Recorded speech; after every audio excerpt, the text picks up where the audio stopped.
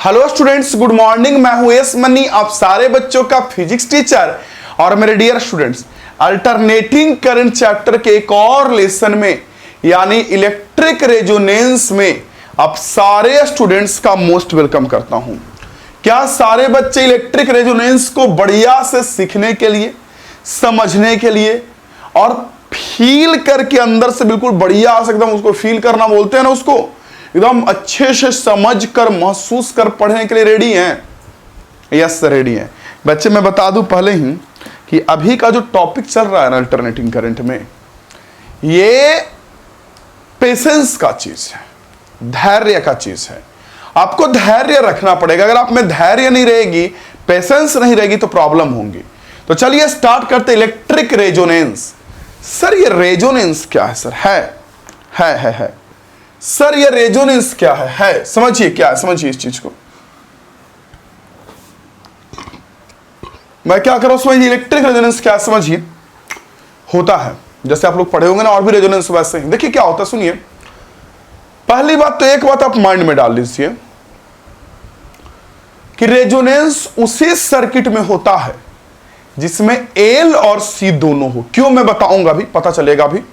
अभी इतना बस माइंड में डालिए कि रेजोनेंस उसी इलेक्ट्रिक सर्किट में होगा जिसमें एल भी हो, सी भी हो, मींस इंडक्टर भी हो, एज वेल एज हमारा कैपेसिटर हो। दोनों के दोनों जिस सर्किट में होता है उसमें इलेक्ट्रिक रेजोनेंस होता है। और रहे या फिर ना रहे, ऐसे तो जनरली रहने वाला में ही पढ़ा जाता है, लेकिन ना रहने वाला में भी होता है। मैं बता रहा हूं, अभी आइडिया लगेगा आपको। तो उसमें इलेक्ट्रिक रेजोनेंस होता है। ये आपको समझ में आ गया। सर रेजोनेंस क्या है?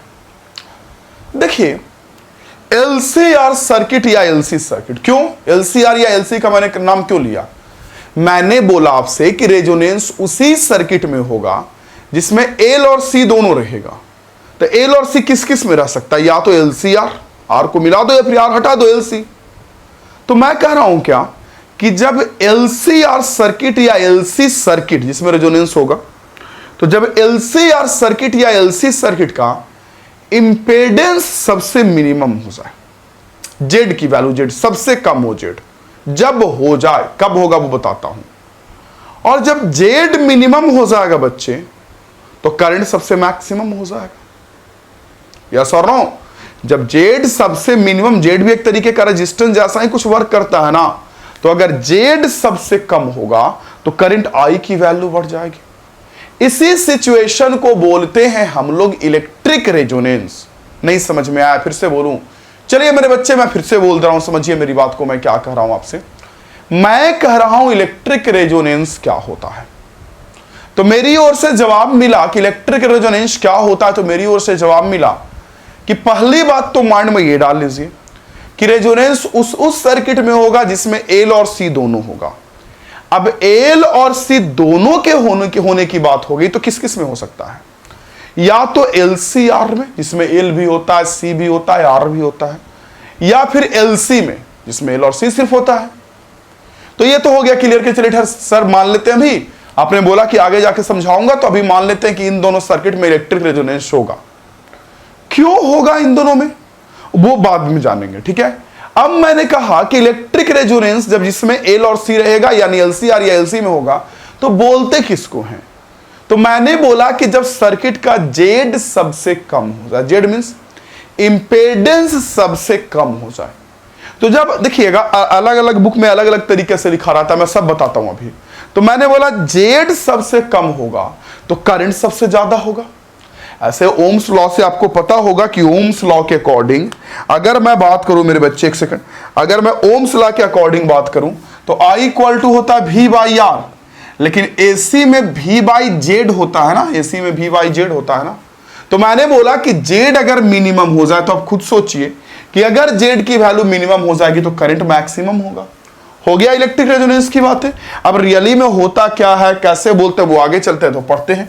तो क्या मेरे लिए अभी इतना बात याद रखेंगे? आप ये बताइए, क्या मेरे लिए अभी आप इतना बात याद रखेंगे कि सर पहली बात इलेक्ट्रिक रेजोनेंस जो हम लोग टॉपिक पढ़ने जा रहे हैं वो या उसी सर्किट में होगा जिसमें एल और सी दोनों होगा।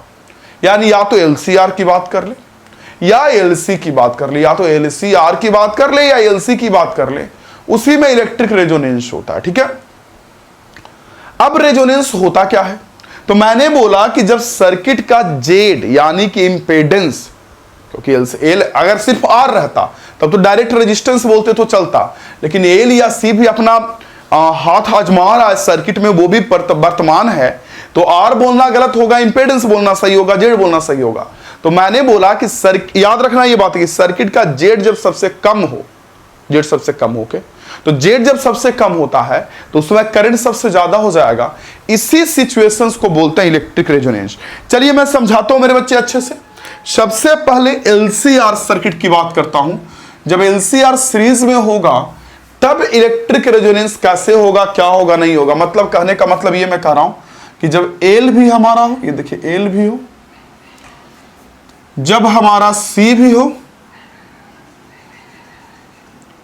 और जब हमारा आर भी हो, एल भी हो, सी भी और आर भी हो, और ये सब जब सीरीज में रहेगा, देखिए ये सब जब सीरीज में रहेगा ऐसे, तो हम लोग बोलेंगे किस में रेजोनेंस होगा। या मैंने बोला आपसे क्या दूसरा नंबर में, सेकंड नंबर में, सेकंड में मैंने क्या बोला, सेकंड में मैंने बोला कि अगर आपका सिर्फ एलसी भी रहेगा तो रेजोनेंस का कंडीशन होता, लेकिन आपको ये वाला ज्यादा देखने को मिलेगा हर जगह पे। ये कैसे ही उसी का एक पार्ट है जो मैं बता दे रहा हूं, सीरीज की बात कर रहा हूं, ठीक है, दोनों के दोनों सीरीज में ही है। तब रेजोनेंस, पैरेलल की बात करते हैं बाद में, अभी नहीं, पहले सीरीज की बात करते हैं। तब रेजोनेंस होगा, या तो एलसीआर हो या इसमें हो। देखिए रेजोनेंस से मैंने क्या बोला कि जेड जब सबसे कम होगा, जेड, पहले मुझे बताइए कि यहां जेड की वैल्यू कितनी होगी। अगर मैं यहां पूछूं आपसे कि जेड की वैल्यू कितनी होगी तो आप क्या बोलोगे जेड की वैल्यू? अगर आपको डायग्राम याद होगा, फेजर डायग्राम, तो ऐसे ही बोल दोगे कैसे कि सर एस मनी सर, ऊपर होगा हमारा XL, समझिएगा XL, नीचे होगा एस मनी सर XC, और इधर होगा हमारा R। ये देखिए एक और XL, एक और XC और एक और R। और सर आपने बढ़िया से वेक्टर की मदद से सिखाया है कि अगर जेड की वैल्यू यहां निकाले तो जेड की वैल्यू जो होगी वो root under XL minus XC, अगर ये बड़ा या ये बड़ा स्क्वायर ही तो करना है, तो XL माइनस XC, देखिए XL माइनस XC का स्क्वायर प्लस R स्क्वायर। तो आपको ये पता होगा कि जेड की वैल्यू ये होती है, आपको पता होगा। तो इसको बोलते हैं रेजोनेंस। नहीं, रेजोनेंस किसे बोलते हैं? मैंने क्या बोला? मैंने बोला कि सर्किट का जब जेड सबसे कम हो जाए, जेड जब सबसे कम होगा उस समय रेजोनेंस उस समय करंट सबसे अधिक होगा। जेड जब सबसे कम हो जाएगा तो करंट सबसे अधिक होगा, और उस सिचुएशन को बोलते हैं कि इलेक्ट्रिक रेजोनेंस सर्किट में है। कैसे जो पता चलेगा? हाँ, तो मैं मेन मुद्दे पे आता हूं कि ये तो समझ में आ गया मेरे बच्चे। मैं फिर से रिपीट करूंगा अपनी बातों को। सबसे पहले मुझे बताइए कि इलेक्ट्रिक रेजोनेंस किस किस सर्किट में होगा? किसमें? जिसमें एल और सी दोनों हो, मतलब या तो एलसीआर या एलसी, समझ रहे ना, जिसमें एल और सी दोनों, ठीक है। रेजोनेंस किस सिचुएशन को बोलते हैं? कब बोलते हैं कि रेजोनेंस हो रहा है? बताइए कब बोलते हैं रेजोनेंस हो रहा है, जल्दी बताइए। जब सर्किट का जेड सबसे कम हो, और जब जेड सबसे कम होगा तो करंट सबसे अधिक होगा। इस सिचुएशन को बोलते हैं हम लोग इलेक्ट्रिक रेजोनेंस। तो ये तो जान गए कि जेड सबसे कम होगा, उस सिचुएशन को बोलेंगे जब सर्किट में किसी भी तरीके से, पता नहीं कैसे पढ़ते हैं, किसी भी तरीके से पता नहीं कैसे, लेकिन जब जेड सबसे कम होगा उसको बोलेंगे इलेक्ट्रिक। उस समय बोलेंगे कि इलेक्ट्रिक रेजोनेंस सर्किट में हो रहा है। अब जेड कम कब होगा? भैया ये बोल रहे हैं ना कि जेड कम होगा तब बोलेंगे कि रेजोनेंस हुआ, लेकिन जेड कम कब होगा, सबसे मिनिमम कब होगा? देखिए तो देखो बच्चे, आपको ऐसा लग रहा है कि अगर XL और XC बराबर हो जाए, दोनों बराबर हो जाए, तो दोनों अगर बराबर हो जाएगा तो दोनों का माइनस आ जाएगा जीरो, जीरो का स्क्वायर खत्म हो जाएगा, सिर्फ R का स्क्वायर का रूट R बचेगा। देख लो मैं क्या कह रहा हूं, इस इक्वेशन को देखिए। जेड का वैल्यू आपको पता है, जेड मिनिमम कब होगा? जब XL और XC आपस में इक्वल हो जाए, तो ये पूरा का पूरा जीरो हो जाएगा, XL XC पूरा जीरो हो जाएगा, और जेड की जो वैल्यू होगी वो R की इक्वल हो जाएगी। हां या ना? मैं आपसे पूछ रहा हूं, हां, यस और नो। मैं आपसे पूछ रहा हूं यस और नो, मुझे जल्दी बताइए। मैं कह रहा हूं यहां पे देखिए, फॉर जेड मीन, मतलब जेड का मिनिमम वैल्यू होने के लिए XL और XC बराबर होगा, तब जेड मिनिमम हो जाएगा। क्यों क्यों क्यों? क्योंकि देखिए अगर दोनों बराबर नहीं होगा, कोई भी एक बड़ा कोई भी छोटा होगा, जैसे मान लो ये 10 है ये 8 है, तो 10 में से 8 गया 10 माइनस 8 हो गया 2, 2 का स्क्वायर करोगे r का स्क्वायर करो, कुछ अधिक वैल्यू आएगा। अगर मैं कह रहा हूं इस टाइम पे कुछ अधिक वैल्यू आएगा, लेकिन लेकिन लेकिन या ये भी बड़ा होगा ये छोटा होगा तो निगेटिव में आएगा, लेकिन स्क्वायर करेंगे तो पॉजिटिव में होगा। जैसे ये 8 हो गया, ये 10 हो गया, तो 8 माइनस 10 होगा -2, -2 का स्क्वायर करेंगे तो 4 ही ना होगा, और r के साथ z की वैल्यू ज्यादा आएगा ना। जेड सबसे कम तभी आएगा जब ये दोनों एक दूसरे को बैलेंस कर ले, एक्सेल एक्सी, मतलब ये दोनों अपना इफेक्ट ही एक दूसरे से लड़ के खत्म हो जाए। ये दोनों एक्सेल और एक्सी जब लड़ के खत्म हो जाएगा तो सिर्फ आर बचेगा, सिर्फ आर उस समय, क्योंकि आर को तुम चाह के खत्म नहीं कर सकते हो। आर एक्सेल और एक्सी को इक्वल करवा सकते हैं इन दोनों को, क्योंकि फ्रीक्वेंसी वगैरह पे डिपेंड करता है। एक्सेल आपको पता है कि 1/ω होता है, ω आपको पता होगा, एक सेकेंड, एक्सेल आपको पता है कि ω होता है, और XC भी आपको पता है क्या, 1/ωc होता है। ये देखो 1/ωc। XL भी आपको पता है, XC भी पता है, दोनों के दोनों पता है। तो ओमेगा वगैरह चेंज करके दोनों को इक्वेट करवा सकते हैं, आर के साथ थोड़ी ना कर सकते हैं।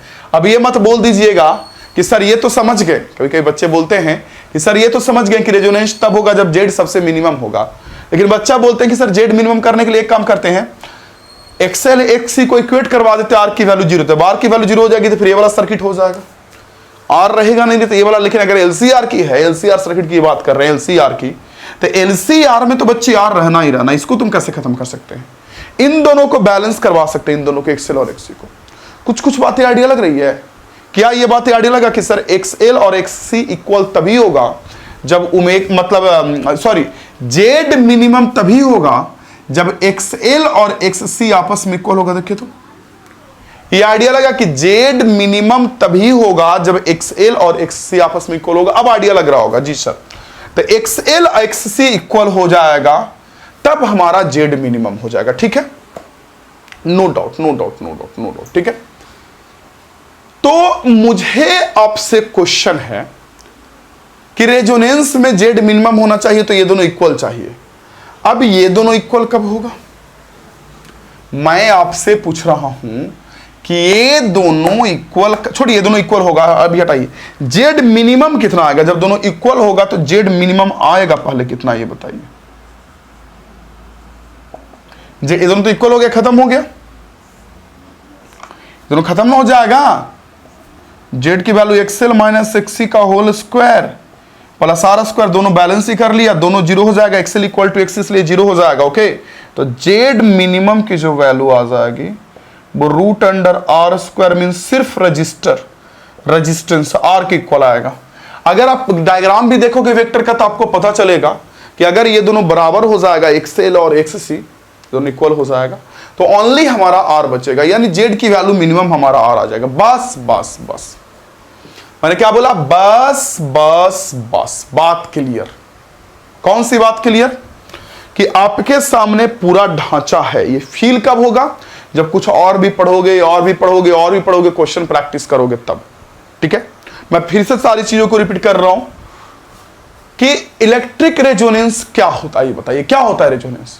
जब इलेक्ट्रिक सर्किट में जेड सबसे मिनिमम हो या करंट सबसे अधिक हो, जेड या तो सबसे मिनिमम हो या करंट सबसे अधिक हो, उस समय के सिचुएशन को हम लोग बोलते हैं,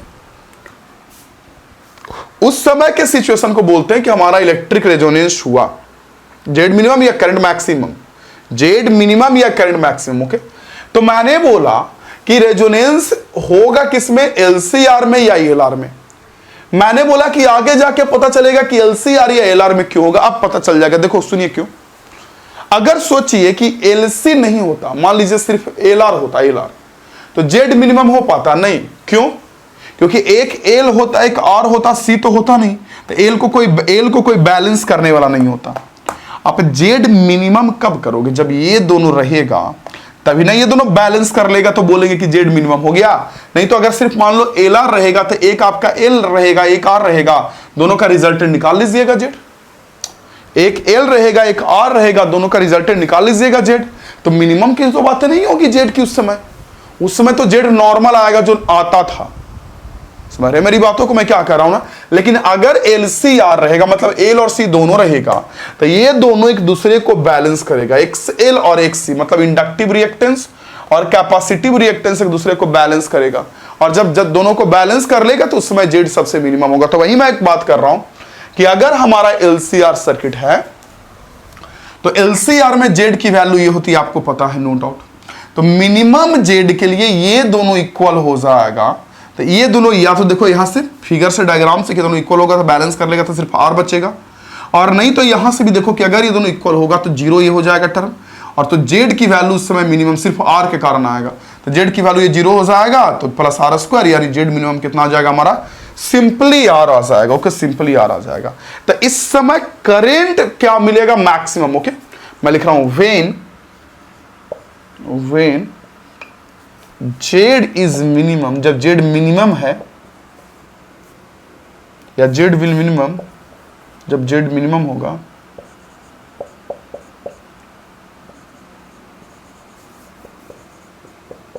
देन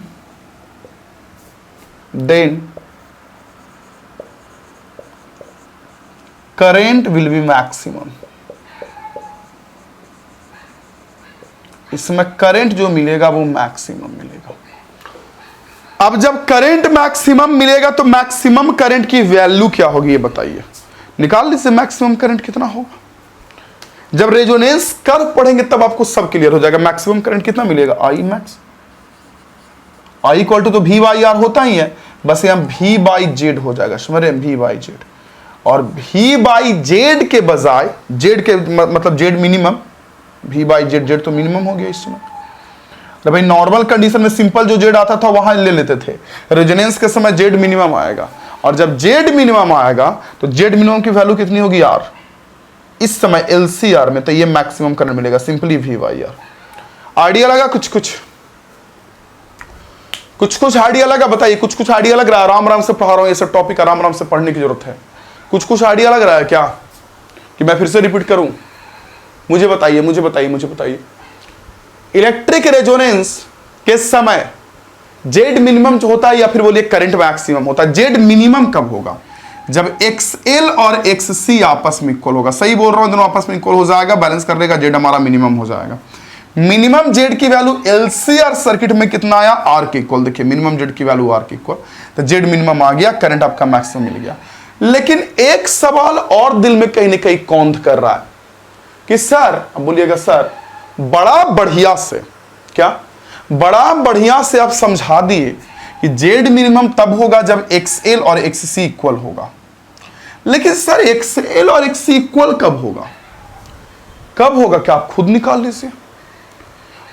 निकाल लीजिए। जैसे कि XL और XC, आर तो खैर फिक्स है, अगर 10 ओम है तो 10 ओम, लेकिन किसी इंडक्टर का जो रिएक्टेंस है XL या कैपेसिटर का रिएक्टेंस XC है, ये तो फ्रीक्वेंसी पे डिपेंड करता है ना। AC सोर्स का ओमेगा पे, एंगुलर फ्रीक्वेंसी बोलिए फ्रीक्वेंसी, तो ये सब तो फ्रीक्वेंसी पे डिपेंड करता है ना। तो एक ऐसा फ्रीक्वेंसी AC में सेट कीजिए कि XL और XC इक्वल हो जाए। मैं भी सब समझाता हूं, देखिए अभी आपको सब समझ में आएगा, थोड़ा सा 2 मिनट में सब आइडिया लगने लगेगा, टकाक एकदम मजा आ जाएगा आपको। देखिए अब मैं लिख रहा हूं इसके बाद, for XL equal to XC, मतलब XL इक्वल टू XC के लिए कब होगा XL इक्वल टू XC, बताइए मुझे। तो निकाल लीजिए, XL की वैल्यू कितनी होती है, ओमेगा एल, और XC की वैल्यू 1 ओमेगा C, आपको तो पता ही है। यहां से निकालेंगे तो ओमेगा स्क्वायर इक्वल टू हो जाएगा 1/LC। ये देखिए यहां से निकालेंगे तो इंटू हो जाएगा omega square equal to 1/LC, और अगर यहां से ओमेगा निकालेंगे तो 1/√LC आएगा। सही बोला हूं क्या? यहां से ओमेगा निकालेंगे तो 1/√, मतलब कहने का मतलब क्या, ये ओमेगा पहले भी पढ़े, ऐसा नहीं कि ऐसे इतना ओमेगा पढ़े हैं पहले भी कि ओमेगा इक्वल टू √LC। अब सुनिए मेरी बात, मैं क्या करूं, सुनिए अब आपको समझ में आएगा कि जब AC सोर्स का, पूरा मैं बता रहा हूं, देखिए पहले सीधा बोलता हूं फिर उल्टा बोलूंगा तब समझ में आएगा। सीधा क्या बोलता हूं फिर से रिपीट करता हूं, आप ही क्या बात। रेजोनेंस क्या होता है, इलेक्ट्रिक रेजोनेंस, जब इलेक्ट्रिक सर्किट का जेड सबसे मिनिमम हो उस समय करंट सबसे अधिक होता है, और इस सिचुएशन को बोलते हैं इलेक्ट्रिक रेजोनेंस। ठीक है। ठीक है, अब यहां एक बात आती है कि सर जेड मिनिमम कब होगा। तो मैंने बोला कि जब XL और XC इक्वल होगा। लेकिन इससे पहले एक और सवाल आया कि sir S Manish sir, resonance जो आपने बोला कि LC होगा या LCR या LC में क्यों होगा? इसलिए क्योंकि जेड मिनिमम तभी होगा जब XL और XC बैलेंस करे। तो XL और XC बैलेंस तो तब ना करेगा जब L और C दोनों रहेगा। तो वही मैंने बोला कि LC वाले में रेजोनेंस होता है। ठीक है, तो फिर मैंने क्या बोला कि रेजोनेंस कब होगा? जब जेड मिनिमम होगा। अब मैंने बोला कि जेड मिनिमम होगा, तो जेड मिनिमम होने के तो एक चीज पता चल रहा है कि दोनों इक्वल चाहिए। तो ये दोनों इक्वल चाहिए, तो दोनों इक्वल कर देंगे तो ये वैल्यू 0 आ जाएगा और जेड मिनिमम आ जाएगा R। या इन बोले कि जब जेड मिनिमम है तो करंट सबसे ज्यादा मिलेगा। करंट सबसे ज्यादा कितना मिलेगा? V/Z होता है, आपको पता ही है। तो V/Z की जगह पर हम R यूज करेंगे। समझिए यार मेरी बात है, मैं क्या कर रहा हूं, V/Z जो जेड होता है, जेड की जगह पर R यूज करेंगे, हमारा करंट मिल जाएगा मैक्सिमम। ठीक है, नो डाउट। और फिर उसके बाद मैंने बोला कि इतना तो हम लोग बात बात में मैथमेटिकली या ग्राफिकली यहां से देख लीजिए डायग्राम से कि जेड मिनिमम तब होगा जब XL और XC एक दूसरे को बैलेंस कर ले, या यहां भी बैलेंस कर ले। लेकिन बैलेंस कब करेगा? तो मैंने बोला भैया बैलेंस कर सकता है जब दोनों इक्वल होगा। दोनों इक्वल कब होगा? तो इक्वल तब होगा जब आप एक काम करो, दोनों यहां देखो, इस सोर्स का जब आप एंगुलर फ्रीक्वेंसी चेंज करोगे तो एक ऐसा फ्रीक्वेंसी जरूर आएगा जब जहां पे ये दोनों इक्वल हो जाए। यहां पे दोनों इक्वल हो जाए XL और XC। तो XL XC के लिए इक्वल करके ओमेगा निकाल लिए, कितना आ गया? 1/√LC। यानी इतना फ्रीक्वेंसी होगा, इतना फ्रीक्वेंसी ओमेगा जब इतना होगा तो उस समय पे XL और XC इक्वल होगा। अब चेक भी कर सकते हो पुट करके, ओमेगा का वैल्यू चेक करो, इतने पे आ जाएगा सेम। मैं चेक करवाता हूं, लेकिन इसी को मैं रिवर्स वे में अब बोलता हूं। समझिए, देखिए मैं कह रहा हूं कि देखिए इसका AC सोर्स का ओमेगा कुछ भी हो सकता है। ओमेगा के अकॉर्डिंग XL XC कुछ आएगा और R आएगा और करंट वगैरह बहेगा। बट अगर आप ओमेगा को चेंज करोगे, सोर्स के एंगुलर फ्रीक्वेंसी ओमेगा को चेंज कीजिएगा, तो ओमेगा चेंज करते करते करते करते करते एक समय ऐसा फ्रीक्वेंसी आएगा ओमेगा को चेंज करते करते। समझिए, ओमेगा को चेंज कर रहे हैं, चेंज कर रहे हैं, चेंज कर रहे हैं, चेंज कर रहे हैं, चेंज कर रहे हैं। एक समय ऐसा फ्रीक्वेंसी आएगा, कौन? ये वाला वैल्यू। तो एक समय ऐसा फ्रीक्वेंसी आएगा कि इस फ्रीक्वेंसी के लिए, इस एंगुलर फ्रीक्वेंसी के लिए XL और XC की वैल्यू बराबर हो जाएगी। आप इस ओमेगा को यहां पुट करो और यहां पुट करो और चेक करो, देखो आता है कि नहीं आता है। आएगा, सेम आएगा, सेम आएगा। तो मैंने बोला एक ऐसा ओमेगा जरूर आएगा। इसका मैं फिर से कह रहा हूं कि अगर इस सोर्स का कुछ ना कुछ ओमेगा होगा तो XL की वैल्यू कुछ होगी, XC की भी कुछ वैल्यू होगी और करंट वगैरह हमारा वैसे ही बहेगा जैसे हम लोग पढ़ते आए हैं। बट मैंने बोला कि अगर सोर्स का ओमेगा चेंज किया जाए तो इसका frequency, angular frequency omega change होने से आपका XL चेंज होगा, XC चेंज होगा, सब चीज चेंज होगा। तो वो चेंज होने से एक समय ऐसा सिचुएशन जरूर आएगा कि ओमेगा, एक ऐसा ओमेगा आएगा, ये वाला ओमेगा, एक ऐसा ओमेगा इसका आएगा एंगुलर फ्रीक्वेंसी कि जब XL और XC इक्वल हो जाए। और जब ये वाला ओमेगा आएगा, ये फ्रीक्वेंसी आएगा, यानी XL और XC इक्वल हो जाए, उस समय दोनों चूंकि इक्वल है तो दोनों बैलेंस कर लेगा, या यहां से भी देखिए दोनों बैलेंस कर लेगा, घटकर 0 हो जाएगा। उस समय Z की वैल्यू सबसे कम आ जाएगी और Z की सबसे कम वैल्यू आएगी किसके इक्वल? R के इक्वल, क्योंकि दोनों बैलेंस कर लिया। तो उस समय Z की सबसे कम वैल्यू आ जाएगी और करंट सबसे अधिक हो जाएगा। इसी को बोलते हैं इलेक्ट्रिक रेजोनेंस। अब समझ में आया? आपने AC सोर्स जोड़ा, उसमें L C R तीनों जोड़ दिया, ओमेगा चेंज कर रहे हैं, चेंज कर रहे हैं। एक समय ऐसा ओमेगा जरूर आएगा, एक ऐसा पार्टिकुलर वैल्यू ओमेगा का होगा जिसके लिए XL और XC इक्वल हो जाएगा। उस समय दोनों चूंकि इक्वल तो बैलेंस कर लेगा, बैलेंस कर लेगा तो Z सबसे मिनिमम होगा, करंट मैक्सिमम होगा। इसी सिचुएशन को बोलते हैं इलेक्ट्रिक रेजोनेंस। तो अब आपको समझ में आ रहा होगा। तो सर एक काम करते हैं, क्या रेजोनेंस हमेशा नहीं होगा? सर नहीं, हमेशा कैसे होगा रेजोनेंस? तो सर रेजोनेंस तभी होगा ना सर, आप लोग बोलेंगे हमसे कि रेजोनेंस तभी ना होगा सर जब सोर्स का एंगुलर फ्रीक्वेंसी हो। क्यों? क्योंकि अगर ये एंगुलर फ्रीक्वेंसी रहेगा तभी जाके XL XC इक्वल होगा। समझे मेरी बात? कि XL XC को इक्वल करके ओमेगा ये निकाले ना, तो पलट के बोल सकते हैं ना कि ओमेगा इतना होगा तो XL XC इक्वल हो जाएगा। तो अगर एंगुलर फ्रीक्वेंसी रहेगा तो XL XC तभी जाके इक्वल होगा, तभी जाके दोनों इक्वल होगा तो Z मिनिमम होगा, करंट मैक्सिमम होगा, यानी रेजोनेंस होगा। हाँ, अब आप समझ गए कि हमेशा रेजोनेंस नहीं होगा।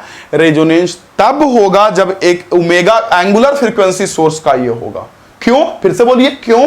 क्योंकि अगर ये एंगुलर फ्रीक्वेंसी हुआ तो इस फ्रीक्वेंसी पर XL और XC इक्वल होगा, और जब ये दोनों इक्वल होगा XL और XC, उस समय Z मिनिमम होगा, करंट आपका मैक्सिमम होगा।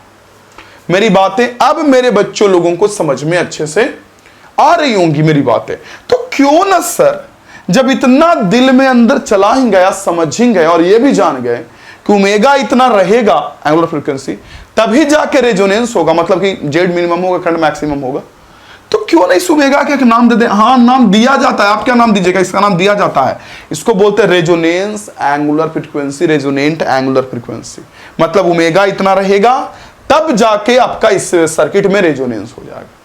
कुछ कुछ बातें माइंड में आ रही हैं, कुछ कुछ चीजें माइंड में आ रही हैं। तो एक काम करते इससे पहले देखिए, और मैं पहले नोट करवाता हूं, फिर उसमें भी बताऊंगा, एलसी में भी बताऊंगा, और एलसी में भी आपको वैसे ही समझ में आएगा जैसे इसमें समझ में आ गया।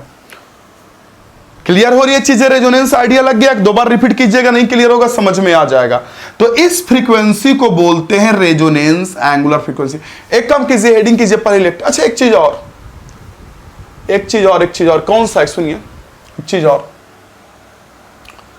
अगर एलसीआर सर्किट है, समझिए एलसीआर अगर है और इसमें रेजोनेंस हुआ, किसमें? एलसीआर में अगर रेजोनेंस हुआ तो एलसीआर सर्किट अगर इसमें रेजोनेंस हुआ तो क्यों मेरे बच्चे, एक बात पता चल रहा है कि इसमें जब रेजोनेंस होगा तो ये दोनों तो बैलेंस हो जाएगा, बैलेंस, तो वोल्टेज भी इधर ही मिलेगा। नहीं, देखो इधर होता है VL, इधर होता है VC, आपको पता होगा, इधर भी आ रहा, करंट तो खरीदारी ऑलरेडी होता ही है। तो ये दोनों तो बैलेंस कर लिया। जब ये दोनों बैलेंस कर लिया, देखिए जब ये दोनों बैलेंस कर लिया तो आपका वोल्टेज और करंट के बीच फेज डिफरेंस कितना हो जाएगा? 0 डिग्री। सही बोल रहा हूं ना? ये दोनों बैलेंस कर लिया तो उसमें वोल्टेज और करंट के बीच फेज डिफरेंस 0। क्यों? क्योंकि वोल्टेज सिर्फ VR बचेगा, इधर ही नेट वोल्टेज आएगा। दोनों तो बैलेंस ही कर लिया, इधर ही नेट आएगा और करंट भी इधर ही, तो phase difference 0।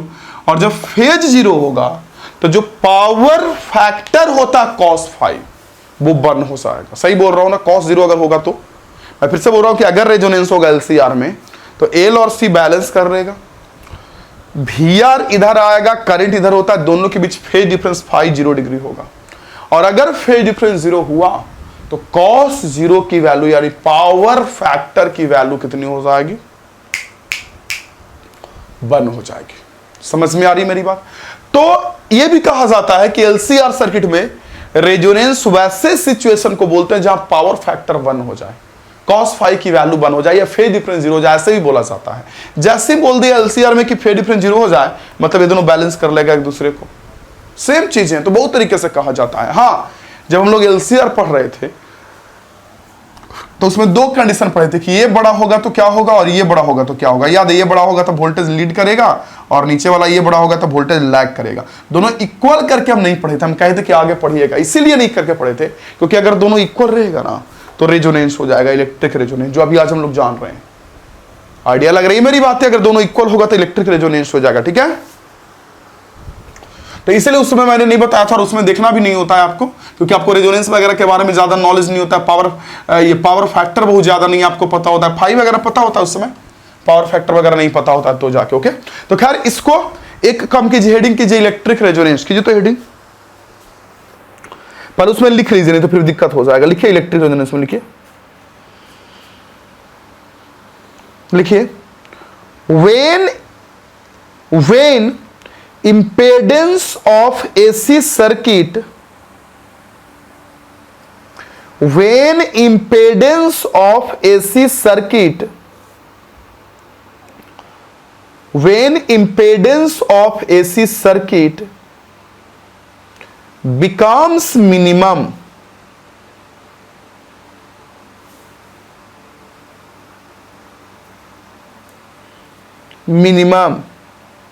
then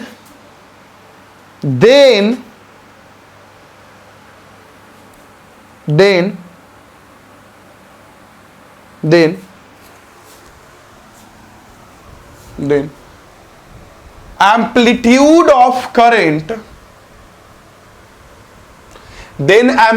of current will be maximum। जो करंट का जो ऐसे चलता है, रेजो ऐसे करके क्या बोलता है, करंट का जो चलता है ना वो कर्व, तो जो उसका जो एम्पलीट्यूड होगा ये सबसे ज्यादा हो जाएगा, उस मैक्सिमम करंट सबसे ज्यादा हो जाएगा। Then amplitude of current will be maximum. लिखें, this situation of AC circuit, this situation of AC circuit is known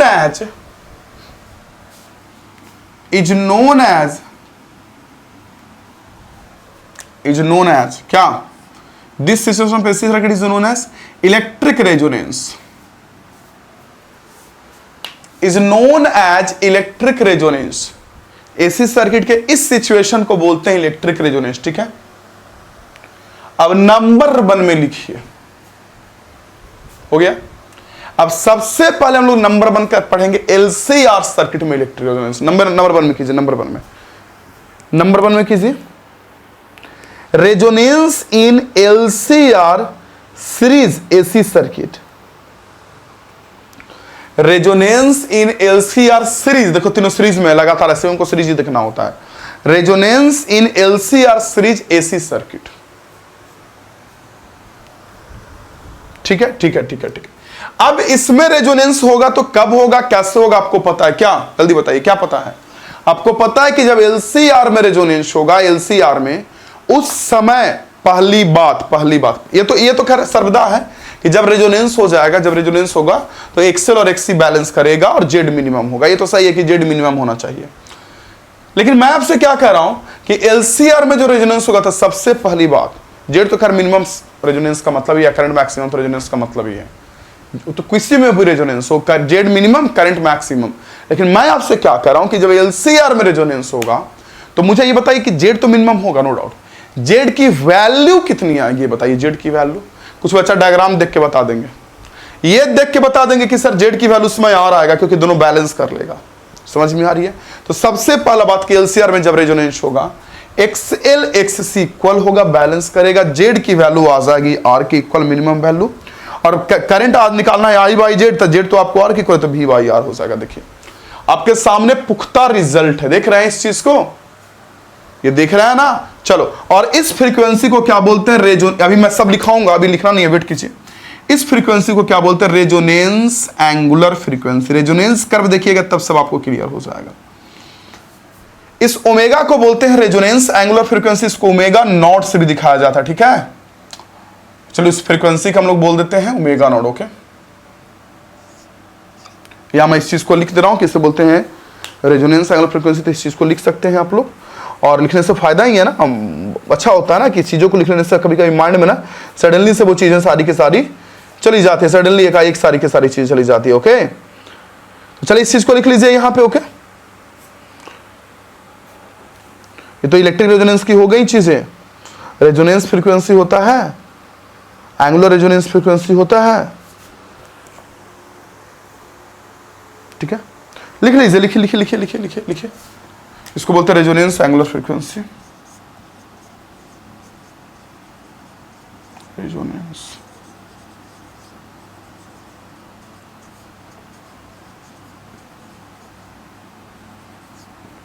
इसको बोलते हैं रेजोनेंस। अच्छा, एक बात और भूल गया, सुनिए। अगर रेजोनेंस एंगुलर फ्रीक्वेंसी पता है तो फ्रीक्वेंसी भी निकाल सकते हैं ना। कैसे? फ्रीक्वेंसी इक्वल टू क्या होता है? ओमेगा बाई 2 पाई। कितनी बार यूज किए हैं? तो अगर इसलिए अगर फ्रीक्वेंसी ओमेगा तो पता है, अगर फ्रीक्वेंसी निकालेंगे तो फ्रीक्वेंसी इक्वल टू क्या हो जाएगा? ओमेगा बाई 2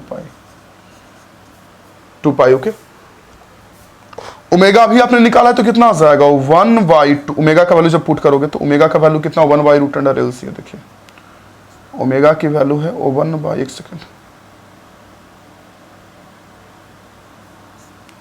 1/√LC ओमेगा की value divide by 2 pi. Solve कीजिएगा तो कितना आ जाएगा यहां से फ्रीक्वेंसी की वैल्यू? 1/2 पाई।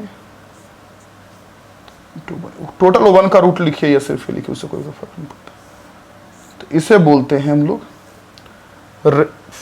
Resonance frequency, simply resonance frequency, angular तो है नहीं है, तो इसे बोलते हैं resonance frequency.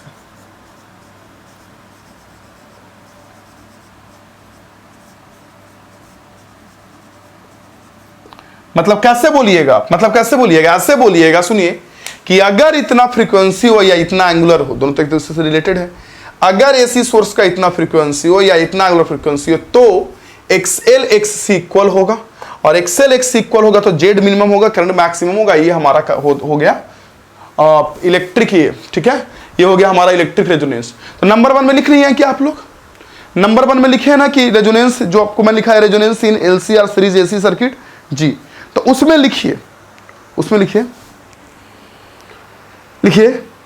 The LCR series AC circuit, the LCR series AC circuit, the LCR series AC circuit is said to be in electric resonance, is said to be in electric resonance। कब बोलेंगे इसको electric resonance, बताइए। is said to be in electric resonance when power factor is unity, when power factor, क्यों मैंने अभी बोला कि power factor unity होगा, 1 होगा, क्योंकि 5 0 हो जाएगा तो पावर फैक्टर 1 होगा। मैंने बोला बहुत तरीके से लिखा जाता है, ओके, ऐसे नहीं तो दूसरे तरीके से भी लिख सकते हैं, चलिए वो भी लिखा देता हूं, लिखें पर इस चीज को लिखें, when power factor is unity. ये थोड़ा तिड़म्बाज, ये नहीं समझ में आएगा, पावर फैक्टर यूनिटी डायरेक्ट नहीं समझ में आएगा, लिखे when power factor is unity, that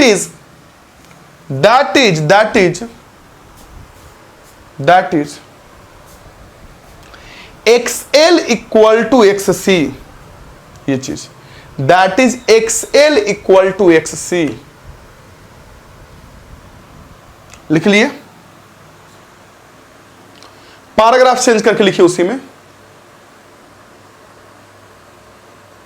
या पैराग्राफ चेंज करके मत लिखिए, कम कीजिए, फिगर ड्रॉ करके यहां तक नोट कीजिए, ये नहीं नोट करना, ये नहीं, ये नंबर 2 नहीं नोट करना है, फिगर ड्रॉ करके वहां से वहां और यहां से यहां तक नोट कीजिए, फिर मैं पूरा रिजल्ट एक साथ लिखवा देता हूं, ठीक है, और वहां से यहां तक नोट कीजिए।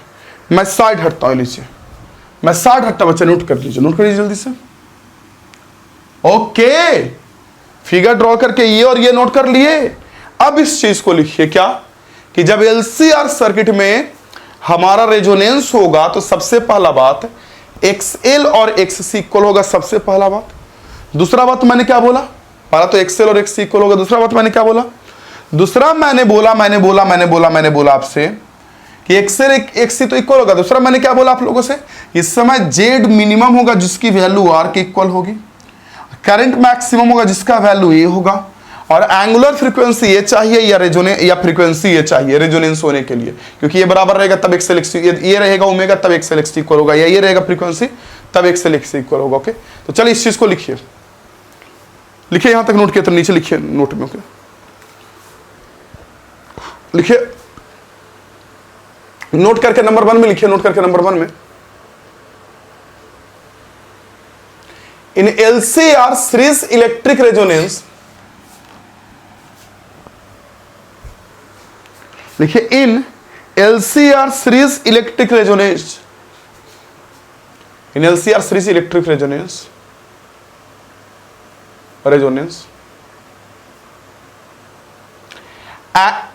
इन नहीं, फॉर लिख सकते हो, ऐसे नहीं, for LCR series electric resonance, in शुरू में लिखे उसको काट को फॉर कर लीजिए, for LCR series electric resonance angular frequency should be, जिसको ओमेगा नॉट लिखिएगा, रेजोनेंस एंगुलर फ्रीक्वेंसी बोलिए, यहां से लिख सकते हैं एंगुलर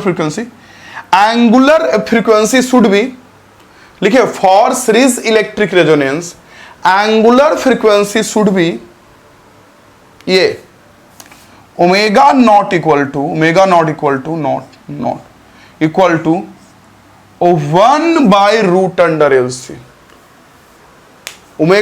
टू 1/√LC, मतलब ये ओमेगा रहेगा तब फ्रीक्वेंसी होगा, should be resonance angular frequency omega not equal to, मैंने क्या बोला, 1/√LC,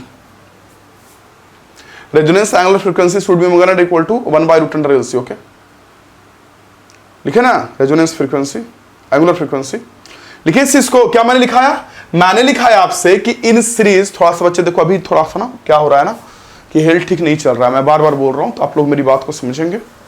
तो मैंने क्या बोला आप लोगों से, मैंने बोला कि इन सीरीज, मैंने बोला in series in LCR for LCR series electric resonance angular frequency omega not bracket में should be, omega not should be या omega not equal to 1 by root under LC, जो भी लिखिए ओमेगा नॉट शुड बी या omega not equal to root under 1 by LC। Okay, उसी में लिखिए this angular frequency is known as, this angular frequency is known as resonance angular frequency. उसमें इस चीज को लिख लेना, this angular frequency is known as resonance angular frequency. लिख लिया ओमेगा नॉट की वैल्यू, चलो ठीक है लिख लिया तो बहुत अच्छी बात है। अब क्या कीजिए, ये लिख लिया ना, अब उसी में एक लाइन चेंज करके लिखिए, पहले नोट नंबर 1 में ही, नोट नंबर 1 जो लिख रहे हैं उसी में लिखिए लाइन चेंज करके,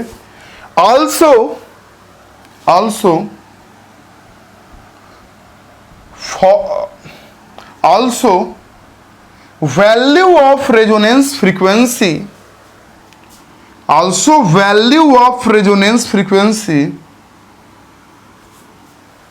resonance frequency, also value of resonance frequency is equal to ये वाला वैल्यू लिख लीजिए, is equal to ये देख लीजिए, f इक्वल टू, f नहीं f नॉट इसको लिख लो, मतलब आप जो नोट लिख लो उसमें f नॉट लिख लो, f not equal to 1 by 2 pi 1 by root under LC।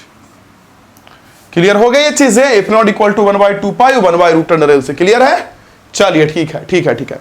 तो ये बातें आपके माइंड में आ गई होगी कि सर इतना फ्रीक्वेंसी रहेगा, इतना एंगुलर फ्रीक्वेंसी रहेगा या इतना फ्रीक्वेंसी रहेगा, तब जाके एक्सएल एक्स इक्वल होगा और रेजोनेंस हो जाएगा, क्योंकि एक्सएल एक्स बैलेंस कर लेगा, जेड की वैल्यू मिनिमम हो जाएगी, आर की वैल्यू, जेड की वैल्यू मिनिमम हो जाएगी, करंट की वैल्यू मैक्सिमम हो जाएगी। ठीक है, अच्छा एक चीज और, कभी कभी एग्जाम में ना आपसे ये भी पूछेगा कि रेजोनेंस एंगुलर फ्रीक्वेंसी क्या है, तो क्या बोलिएगा, बोलिएगा एक ऐसा एंगुलर फ्रीक्वेंसी या वह एंगुलर फ्रीक्वेंसी है जिस समय क्या एक्सएल और एक्स इक्वल हो जाता है, यही बोल सकते हैं, या जिस समय रेजोनेंस होता है, ये भी बोल सकते हैं, या जिस समय जेड मिनिमम होता है, या जिस समय करंट मैक्सिमम होता है।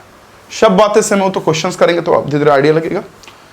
तो चलिए ये बातें क्लियर हो गई, नोट नंबर 2 में लिखिए, नोट नंबर 2 में। ओके लिखिए, इन LCR, इन लिखिएगा, इन LCR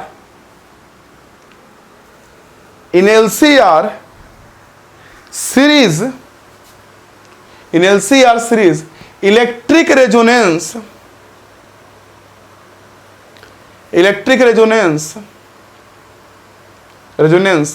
ब्रैकेट में लिख लीजिए XL इक्वल टू XC, या इलेक्ट्रिक रेजोनेंस ऐसे लिखिए, electric resonance value of XL is equal to value of XC,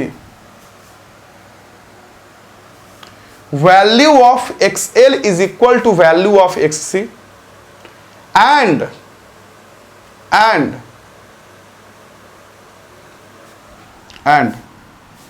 Z is minimum and Z capital Z का मतलब impedance is minimum, and Z is minimum। ठीक है, also current is maximum, current maximum है ना, maximum होता है, also current is maximum। ठीक है, चलो ठीक है, हमारा Z मिनिमम हो गया, करंट मैक्सिमम हो गया। ओके, और Z मिनिमम की वैल्यू लिख लो कि Z मिनिमम उस समय R के इक्वल होगा और करंट मैक्सिमम की वैल्यू V/R हो जाएगा। एक्सएल एक्सी का कोई कंट्रीब्यूशन नहीं होगा क्योंकि दोनों कट गया, दोनों बैलेंस कर लिया।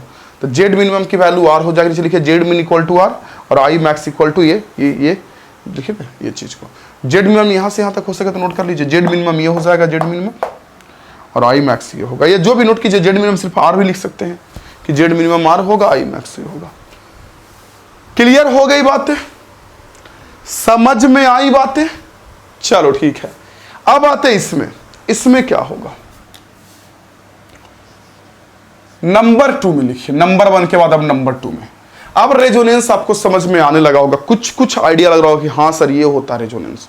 नंबर 2 में लिखिए, इसके नंबर 2 में क्या लिखिएगा? नंबर 2 में बच्चे नंबर 2 में रेजोनेंस को और डिटेल में लिख सकते हैं। लिखिए नंबर 2 में क्या, कि नंबर 2 में लिखेंगे किस सर्किट में रेजोनेंस, एलसी में ना, लिखिए, हाँ लिखिए रेजोनेंस इन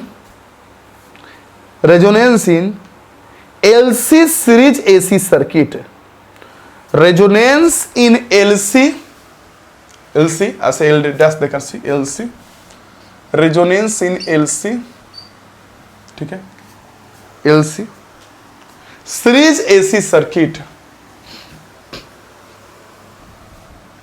अच्छा इसमें तो क्या होगा, इसमें तो आर है ही नहीं, तो इसमें जब आर नहीं तो खुद देखिए, इधर होगा आपका एक्स एल जिसकी वैल्यू होती है ओमेगा एल, एक सेकेंड, इधर होगा एक्स एल, ये देखो इधर होगा एक्स एल जिसकी वैल्यू होती है ओमेगा एल, और नीचे होगा एक्स सी जिसकी वैल्यू 1 ओमेगा सी। आर की तो इसमें बात ही नहीं है, तो जेड की वैल्यू इस समय कितनी होगी, इस समय एक्सएल माइनस एक्स या एक्स सी माइनस एक्सएल जो भी बोलिए, तो आप ये बोल सकते हो कि इस समय जेड की वैल्यू एक्सएल माइनस एक्स सी होगी।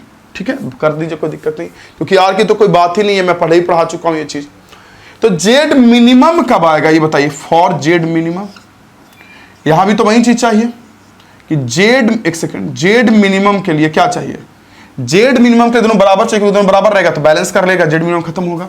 तो for Z minimum XL equal to XC होना चाहिए, और जब जेड मिनिमम के लिए XL और XC इक्वल हो जाएगा मेरे बच्चे, दोनों वैल्यू XL और XC के दोनों इक्वल हो जाएगी, तो यहां तो है कुछ नहीं, यहां तो जेड मिनिमम 0 ही हो जाएगा ना।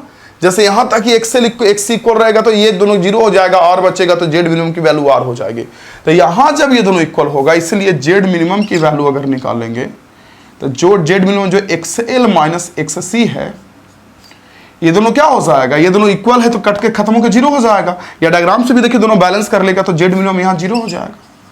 तो यहाँ तो जेड मिनिमम 0 हो जाएगा रेजोनेंस के समय, कुछ बचेगा नहीं, इंपेडेंस ही 0 होगा। यहाँ तो इंपेडेंस की वैल्यू आर के बराबर आया था, रजिस्टेंस के इक्वल आया था एलसीआर में, यहाँ तो जेड पूरा 0 हो जाएगा, और जब जेड 0 हुआ तो करंट आपको इनफाइनाइट हो जाएगा। नहीं, जब जेड 0 हुआ तो करंट आपको अनडिफाइंड इनफाइनाइट जो भी बोली उस तरीके से बोल सकते हैं। मेरी बातों को समझ में आ रही मैं क्या कह रहा हूं, और लग रहा मेरी बात मैं क्या कर रहा हूं, इनफाइनाइट हो जाएगा, जो एम्पलीट्यूड हो जाएगा वो इस समय इनफाइनाइट हो जाएगा, इस समय इनफाइनाइट हो जाएगा। चलिए इस चीज को भी लिख लीजिए, ओके। तो अगर यहां पे इस चीज को अगर लिखेंगे, एक second,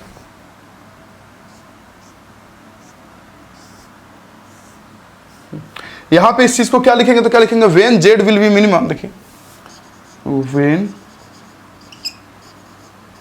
Z will be minimum, मतलब जेड जब मिनिमम होगा, जेड विल बी मिनिमम मतलब जेड की वैल्यू 0, ओके, इस समय 0 हो जाएगा, इसमें और रहेगा जेड की value. when Z will be minimum then current will be maximum, current maximum होगा।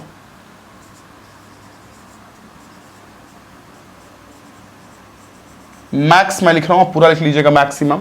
तो करंट का अगर यहां मैक्सिमम वैल्यू निकालू, ये देखिए, अगर करंट का यहां मैक्सिमम वैल्यू निकालू आई मैक्स, तो आपको पता है कि आई मैक्स क्या होगा, बी बाई जेड मिन, जेड जितना कम, और जेड मिनिमम आ गया 0, नहीं तो भी बाई 0 मतलब इन। इस समय किसमें, एलसी सर्किट में, एलसी में जब इलेक्ट्रिक रेजोनेंस होगा सीरीज वाले में, उस समय रेजोनेंस के समय, सुनिए, रेजोनेंस के समय जेड तो यहां भी मिनिमम चाहिए, यहां भी मिनिमम चाहिए, लेकिन यहां रेजोनेंस के समय मिनिमम जेड की वैल्यू आर आई, और इस समय जेड मिनिमम जेड की वैल्यू 0 होगी। पहला पॉइंट कि मिनिमम जेड की वैल्यू 0 होगी। दूसरा पॉइंट मैंने क्या बोला, दूसरा पॉइंट मैंने बोला कि करंट का जो एम्पलीट्यूड होगा ना, वो मैक्सिमम इन्फिनिटी हो जाएगा, काफी ज्यादा मैक्सिमम इन्फिनिटी हो जाएगा एलसी में, ठीक है। ये हो गया, ये हो गया। अच्छा, इसके लिए भी तो फ्रीक्वेंसी चाहिए, इसके लिए तो फ्रीक्वेंसी चाहिए, तो सेम होगा ऐसे ही, एक्सएल इक्वल टू एक्ससी, तो यहां भी चाहिए, तो एक्सएल इक्वल टू जब एक्ससी चाहिए तो सेम चीजें हो जाएगी। आइडिया लगा। तो एलसी में नंबर 2 में लिख लिया ना हेडिंग, नंबर 2 में हेडिंग किए तो उसमें लिखिए, लिखिए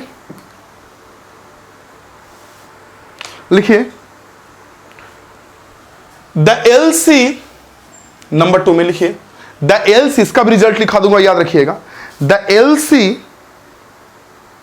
series AC circuit is said to be द LC series circuit is said to be, आपको ये वाला पढ़ना होता है, एलसीआर पढ़ना होता है, ये तो मैंने चलो ठीक है करवा दिया यहां पे। क्या मैंने लिखवाया? The LC series AC circuit is said to be in electric resonance, said to be in electric resonance when value of XL is equal to value of XC। ठीक है, बस अब ये डायग्राम बना के, सुनिए डायग्राम बना के यहां से यहां तक नोट करना है और फिर इसी चीज को दोहराना यहां तक, इसको इधर नहीं, लाइन के इधर नहीं, ये नहीं, ये अड़े लगा, ये चीज फिर से दोहराना यहां से। तो नोट कीजिए, ये डायग्राम पहले बनाइए, डायग्राम बना के यहां से यहां तक इन्फिनिटी तक, और फिर यहां से लेके यहां तक, और फिर नोट में हम लिखाते हैं। पहले इतना नोट कीजिए, मैं साइड हटता हूं, नोट कीजिए तो। ओके, नोट कर लिए अगर इतना, तो नोट में नंबर 1 में लिखिए, नोट के नंबर 1 में क्या लिखेगा? नोट के नंबर 1 में सुनिए मेरी बात को, नोट के नंबर 1 में लिखिएगा, और क्या लिखेगा, क्या लिखेगा, क्या लिखेगा, क्या लिखेगा, हाँ हाँ हाँ, नोट के नंबर 1 में लिखिए, नंबर 1 में लिखिए क्या?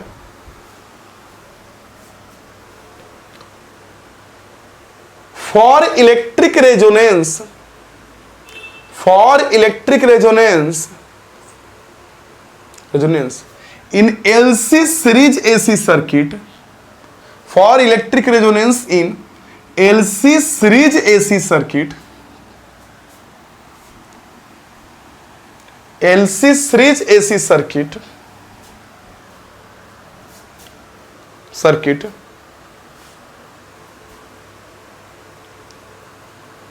एंगुलर फ्रीक्वेंसी ओमेगा नॉट लिखिएगा ब्रैकेट में, एंगुलर फ्रीक्वेंसी ब्रैकेट में ओमेगा नॉट,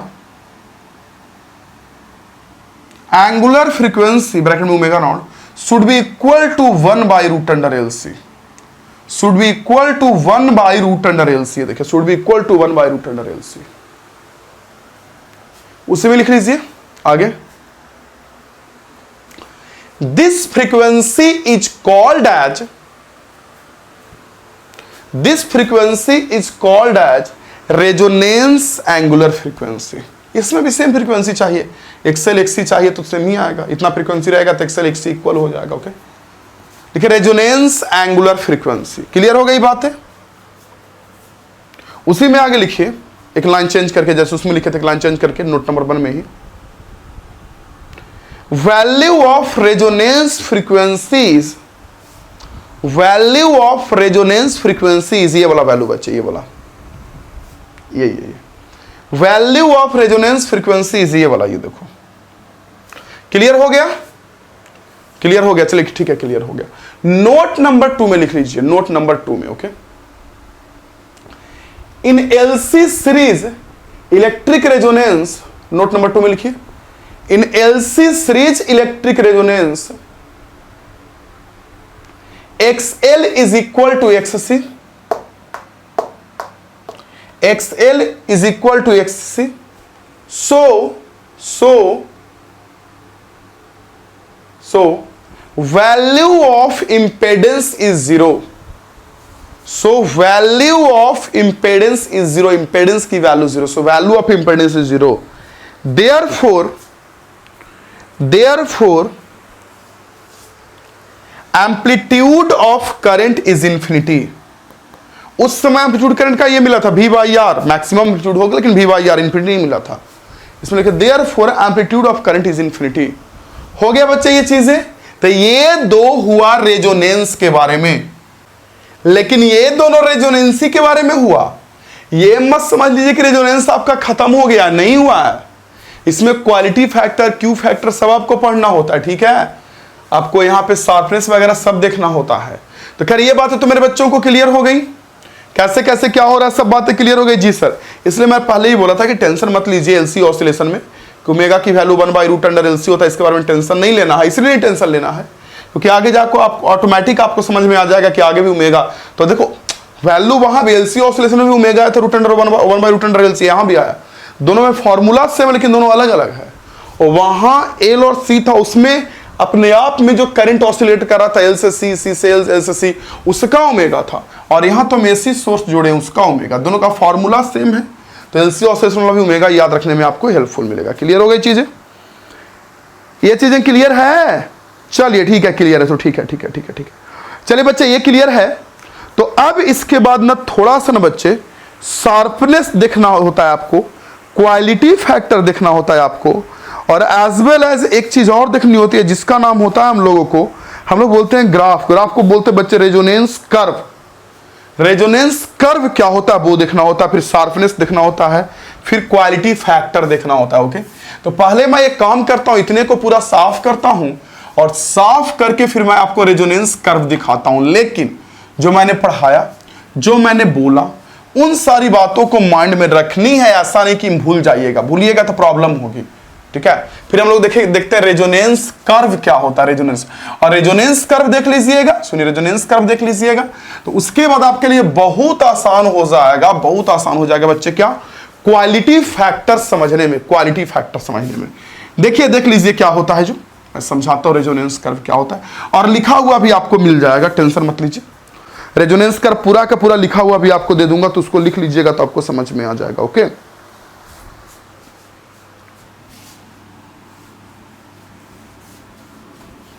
और शार्पनेस वगैरह क्या होता है वो भी समझ में आ जाएगा।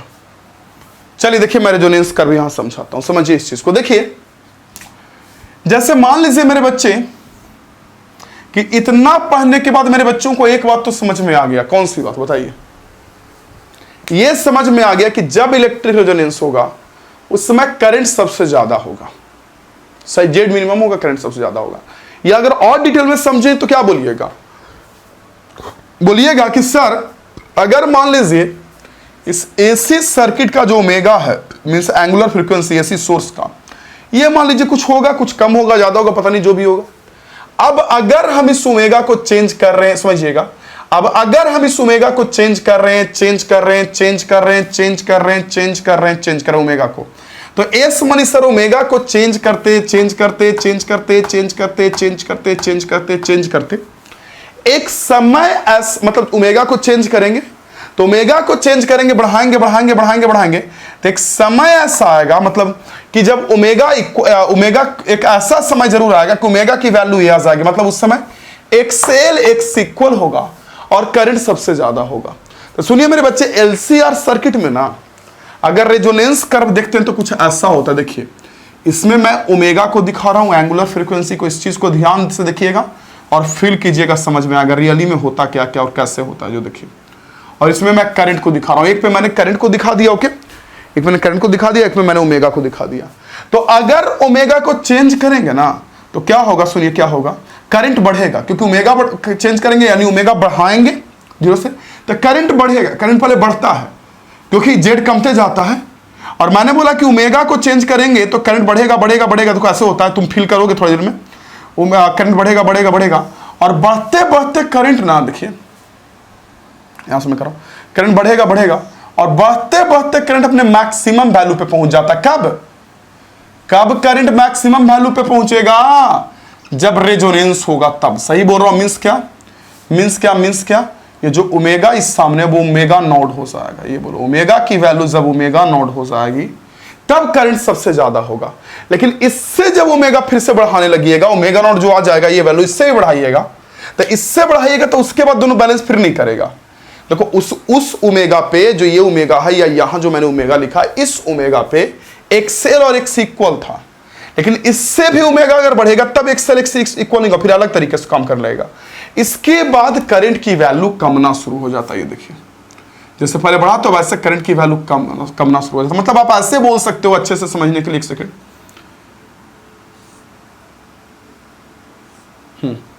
मैंने क्या बोला कि आप अच्छे से समझने के लिए ऐसे बोल सकते हो कि जैसे जैसे ओमेगा बढ़ेगा वैसे वैसे जेड कमेगा, इंपेडेंस कमेगा, ओमेगा बढ़ेगा जेड कमेगा, और जब जेड कमेगा तो करंट बढ़ेगा।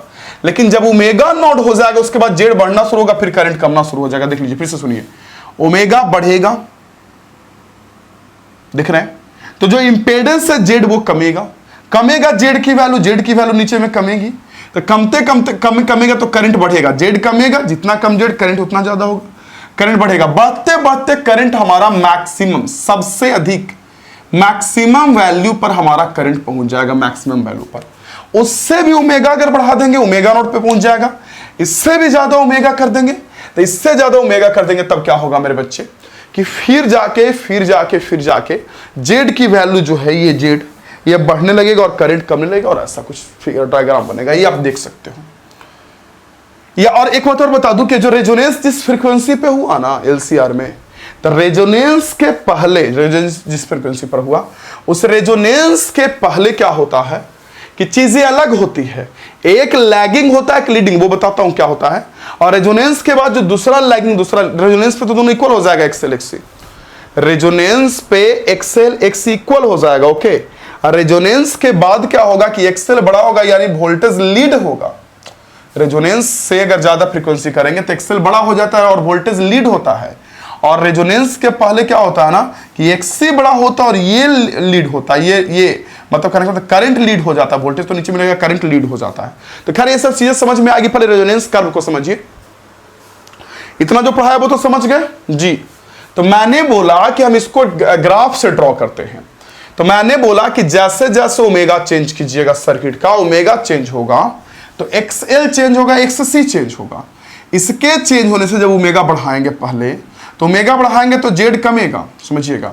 और उसके कमने के कारण, जेड को कमने के कारण क्या होगा आपका कि करंट बढ़ेगा। करंट बढ़ के मैक्सिमम वैल्यू पे पहुंचेगा कब? जब ओमेगा इतना आ जाएगा तब, मतलब 1/√LC हो जाएगा तब। आप ऐसे बोलो,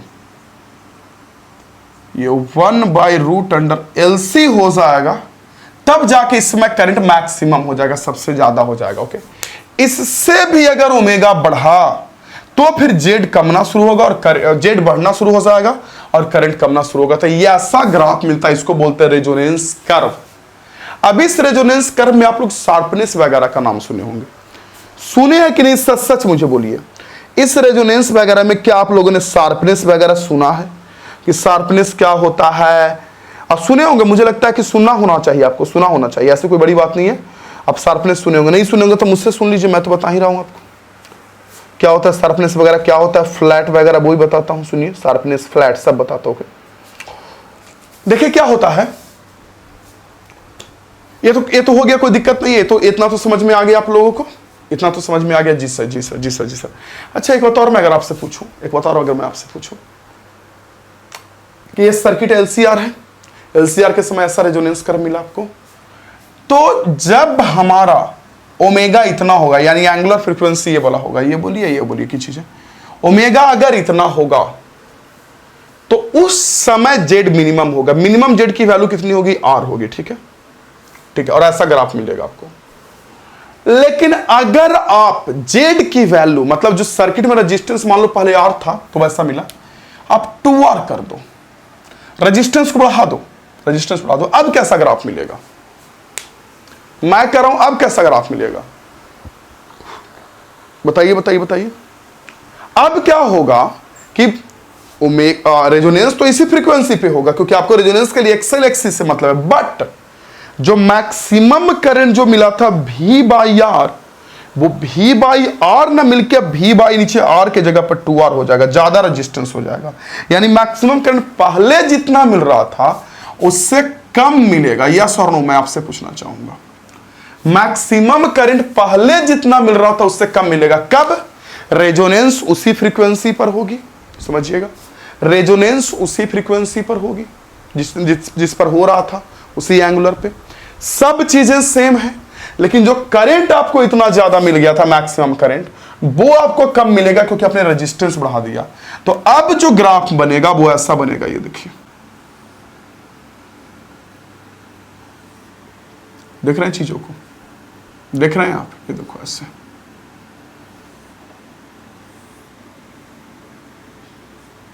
ऐसा मिलेगा ग्राफ। तो देखिए, तो सुनिए तो मेरे बच्चे, रेजोनेंस में सुनिए, रेजोनेंस में करंट तो मैक्सिमम होता है, ये तो पता चल ही गया, जेड मिनिमम होता है, करंट मैक्सिमम होता है। लेकिन उसमें भी आर से कोई मतलब नहीं, लेकिन जब आर कम होता है तो आपको लग रहा है कि रेजोनेंस का जो कर्व होता है वो ज्यादा शार्प होता है, जब ये मान लो ये R1 के लिए, R1 रेजिस्टेंस के लिए, और ये जो है वो R2 के लिए। यानी कहने का मतलब कि जब रेजिस्टेंस कम होता है तो रेजोनेंस कर्व ज्यादा शार्प, ज्यादा नुकीला होता है, देखिए। और जब हमारा बच्चे रेजिस्टेंस ज्यादा होता है, R2 जब ज्यादा है, तो उस समय सब चीज सेम होगा, सेम फ्रीक्वेंसी पे सब चीज होगा, लेकिन ये उतना शार्प नहीं रहेगा। और रेजिस्टेंस बढ़ा देंगे तो ये और फ्लैट होगा। तो ये जो दिख रहा है ना ऐसे नुकीला टाइप का, इसको बोलते हैं शार्पनेस, सॉरी इसको बोलते हैं शार्पनेस, इलेक्ट्रिक रेजोनेंस का बोलते हैं शार्पनेस ही बोला जाता है। और बहुत सारी चीजें बोली जाती है, वो मैं बताता हूं आपको, इसको शार्पनेस कहा जाता है। और मैंने क्या बोला आप लोगों से, मैंने बोला बच्चे कि अगर रेजिस्टेंस बढ़ाएंगे, रेजोनेंस में रेजिस्टेंस बढ़ाएंगे, ये दोनों तो खैर इक्वल ही होना है, तो ये जब बढ़ेगा रेजिस्टेंस तो हमारा रेजोनेंस फ्लैट होगा। ये देखो फ्लैट, ऐसा फ्लैट रेजोनेंस होगा। अभी मैं लिखा हुआ दूंगा ना तो आपको सब क्लियर हो जाएगा, उसके लिए टेंशन मत लीजिए। लिखा हुआ दूंगा, पढ़िएगा उसको, आपको बढ़िया से, खूब बढ़िया से समझ में आ जाएगा। अच्छे से लिखा हुआ मैं दूंगा, ओके, अच्छे से लिखा हुआ दूंगा, उसके लिए टेंशन मत लीजिए, ओके।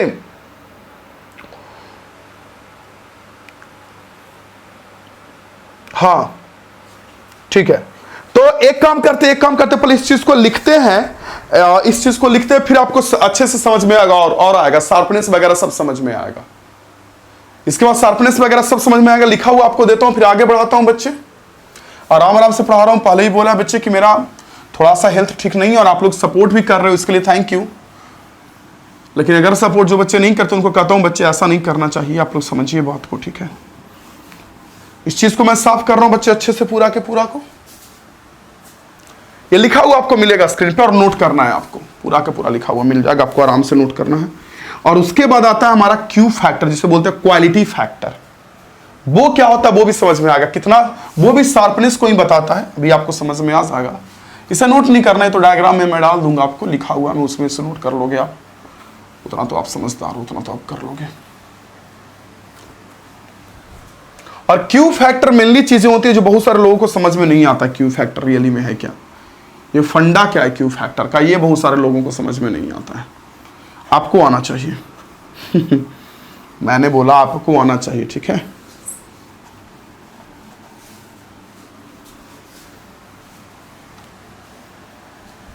तो रेजोनेंस तो समझ में आ गया होगा ना, कब आता होता है रेजोनेंस बताइए, जब एक्सेल एक्स इक्वल होता है, सीरीज की बात कर रहा हूं, सीरीज की बात कर रहा हूं, तब जाके जब एक्सेल एक्स इक्वल होता है तब जाके आपका रेजोनेंस होता है, ओके।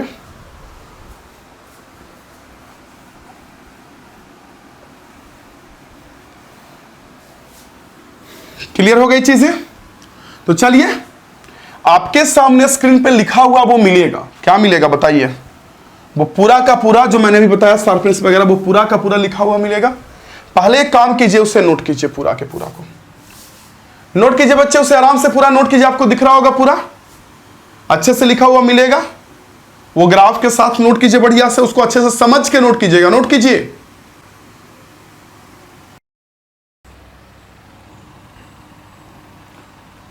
पूरे को अच्छे से बढ़िया करने के बाद ना स्टूडेंट्स, अच्छे से बढ़िया से नोट करने के बाद उसको माइंड में डालिएगा, रखिएगा इस चीज को, क्योंकि आपको ये काम देगा, मैं बार बार कह रहा हूं। और हम लोग अब इस पे कुछ न्यूमेरिकल्स करते हैं, कुछ क्वेश्चंस करते हैं मेरे बच्चे। चलिए हम लोग इस पे क्वेश्चंस कर लेते हैं। देखिए आप अपना क्लास असाइनमेंट निकालिए, देखिए, और आपके सामने स्क्रीन पर भी दिखेगा। देखिए क्वेश्चन में क्या कह रहा है, कॉइल का रेजिस्टेंस हमारा 100 ओम है, पढ़िएगा, और इंडक्टेंस हमारा 100 माइक्रो हेनरी है, और सीरीज में जुड़ा हुआ है कैपेसिटेंस 100 पिको फैराड है, ओके चलो ठीक है, तीनों 100 है। रजिस्टर जो है एलसीआर सर्किट है, उसका रेजिस्टेंस दिया है 100 ओम, देख लीजिए। जो इंडक्टेंस एल है, एल वो 100 माइक्रो हेनरी, देख लीजिए 100 माइक्रो हेनरी है इंडक्टेंस की वैल्यू, और कैपेसिटेंस सी की वैल्यू दे रखी है 100 पिको फैराड, देखिए 100 पिको फैराड, पिको दिया है, पिको समझते हैं ना, ये माइक्रो का मतलब समझते हैं ना, 100 माइक्रो हेनरी मतलब क्या हुआ, 10⁻⁻⁶ एल दिया है, और सी दिया 100 पिको फैराड। पिको का मतलब होता है 10⁻⁻12, 100 इंटू 10⁻⁻12 फैराड, ओके। तो आर पता है, एल पता है, सी पता है, क्या करा आगे पढ़िए तो, the circuit is connected to 10 volt variable frequency source. कह रहा है कि 10 वोल्ट के सोर्स से जोड़े हैं, यानी जो हमारा वोल्टेज दिया है वो हमारा दिया है मेरे बच्चे 10 वोल्ट का, 10 वोल्ट वेरिएबल फ्रीक्वेंसी सोर्स से जोड़े हैं। ठीक है, आगे क्या कह रहा है इसके बाद, आगे कह रहा है कैलकुलेट नंबर 1 में रेजोनेंस फ्रीक्वेंसी, नंबर 2 में करेंट एट रेजोनेंस, और नंबर 3 में क्या कह रहा है, नंबर 3 में voltage across L and C at resonance. Resonance के समय एल और सी के cross voltage. Okay okay okay okay, चलिए सारी चीजों निकाल लेते हैं जल्दी जल्दी, बहुत बड़ी चीज नहीं है। और वैसे मैं बता दूं बच्चे से सुनिए, रेजोनेंस के समय ना जो एल और सी के क्रॉस वोल्टेज होता है ना, वो जिस सोर्स से जोड़े हैं उस सोर्स के वोल्टेज से अधिक हो जाता है। नहीं समझे, रेजोनेंस जब होता है तो वहां एल और सी के बीच का जो वोल्टेज होता है वो सोर्स वाले वोल्ट, मैं अभी दिखाता हूं, देखिए ना इसी क्वेश्चन में आईडी लग जाएगा। क्वेश्चन में क्या कर रहा है, सबसे पहले क्वेश्चन में कहा जा रहा है कि कैलकुलेट कीजिए रेजोनेंस फ्रीक्वेंसी। ठीक है, resonance frequency, resonance angular frequency नहीं, रेजोनेंस फ्रीक्वेंसी एफ नॉट क्या होता है, ओ 1/2 pi into root under 1/LC, यही होता है ना। निकाल लीजिए, 1/1 हो गया, पाई के टर्म में चाहे तो पाई में आंसर दे सकते हैं या पाई की वैल्यू भी पुट कर सकते हैं, आप पे डिपेंड करता। चलिए मैं पाई की वैल्यू पुट कर देता हूं, 3.14 इंटू 1/L की वैल्यू और सी की वैल्यू। एल की वैल्यू आपको पता है कितने का, 100 इंटू 10⁻⁻6 हो गया एल की वैल्यू। सी की वैल्यू कितनी है बच्चे, 100 इंटू 10⁻12। और अब आप क्या कर सकते हैं, पूरा एल और सी का वैल्यू पुट करके इसको सॉल्व कर लीजिएगा, आ जाएगा वैल्यू कितना आता है वो मैं बता रहा हूं। जब सॉल्व कीजिएगा तो वैल्यू आ जाएगा 1.59 यानी लगभग में 2 इंटू 10⁻6। देखिएगा, हाँ कैलकुलेशन हार्ड नहीं, बहुत आसान है। देखिए मैं कैलकुलेशन कर ही देता हूं, चलिए छोड़िए। देखिए ये -2 से -6 जाएगा, कितना बचेगा, -4, और ये 2 से -12 जाएगा, कितना बचेगा, -10, यही बचेगा ना -10, यानी अंदर में कितना आ गया, -14। इसको अगर आप सॉल्व करेंगे, मैं सॉल्व भी कर देता हूं। देखिए 1/2 ये कितना आ गया, आपको अगर देखेंगे तो आपको आ जाएगा और 4 दूना 8, 2 × 2 और 3 दूना 6, ओके 6.28 आ गया, 6.28, ओके 6.28, एक सेकेंड। और ऊपर में यहां गया, यहां -4, यहां -10, तो -14 आ गया। अब 1/10⁻⁻14 का रूट, और -14 आ गया तो सॉल्व करूंगा तो आपको पता होगा कि -14 का रूट आ जाएगा 10⁻⁻7, ऊपर जाके बन जाएगा 10⁻+7। और जब आप इसे सॉल्व कर लेंगे तो आ जाएगा 1.59, जब इसको सॉल्व कीजिएगा तो 1.59 इंटू 10⁻6।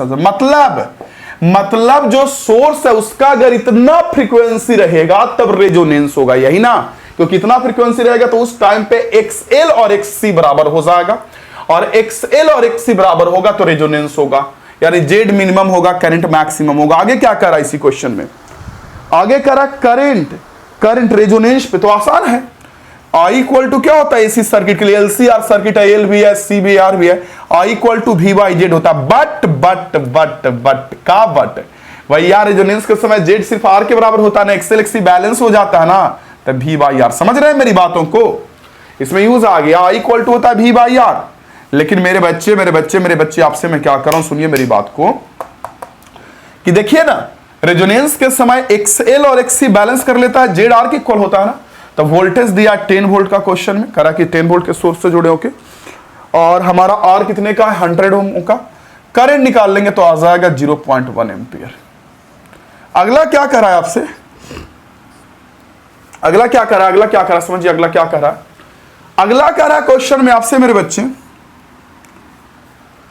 कि आप क्या कीजिए, एक सेकेंड, 3rd नंबर में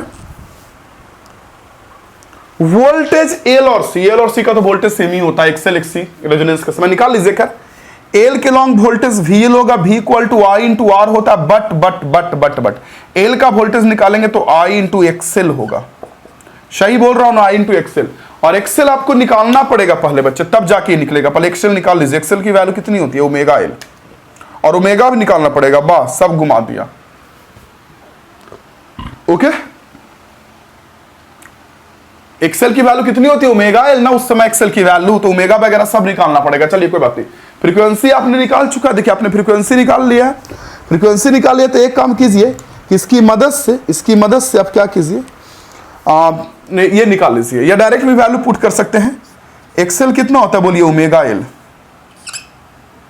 तो रेजोनेंस के समय की चीजें पूछ रही है ना, तो यानी ओमेगा नॉट एल।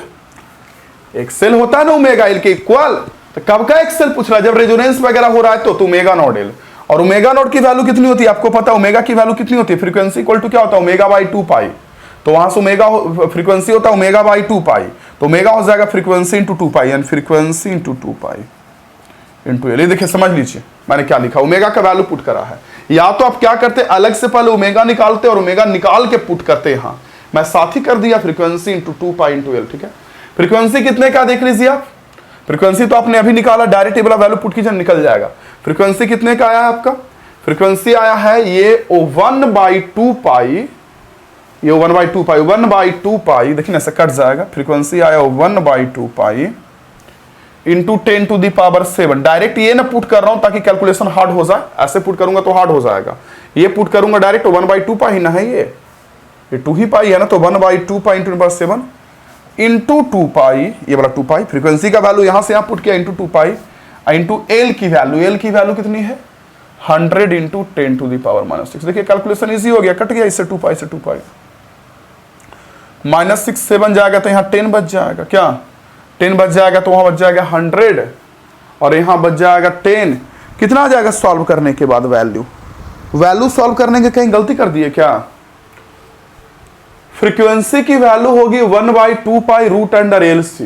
ठीक है, -14 ऊपर जाके होगा, ये भी सही है। चलिए ठीक है,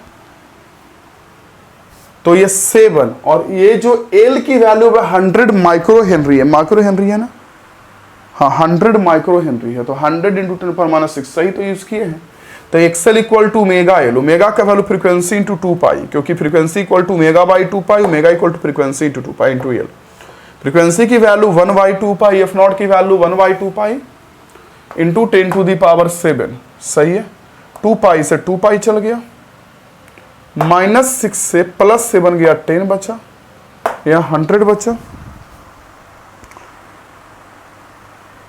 चेक कर लीजिएगा इस चीज को। ठीक है, अच्छा ये एक्सेल निकाले। हाँ ये कितने का आ गया? 1000 आ गया। चलो ओ 1000 आ गया। एक्सेल की वैल्यू 1000। एक्सेल निकालें। ओके एक्सेल निकालें।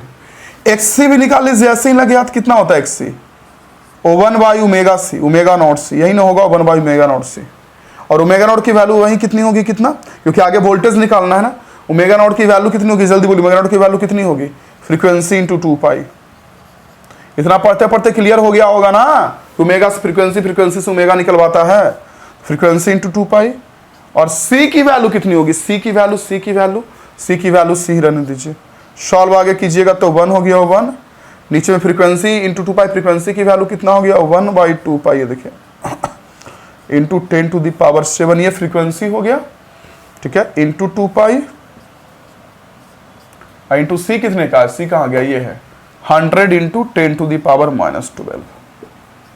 बस सॉल्व कीजिए। देखिए 2 पाई से 2 पाई चल गया। ठीक है, 7 से 12 जाएगा, -12 तो बचेगा -5 और -500 जाएगा तो बचेगा ये 10 टू द पावर कितना? -3 और ये ऊपर जाके भी 1000 ओम आ जाएगा एक्ससी। और वैसे भी पता है कि आप डायरेक्ट बोल सकते हो कि जब रेजोनेंस हो रहा है, रेजोनेंस तो एक्सेल और एक्ससी इक्वल होगा, ऐसे भी बोल सकते हो।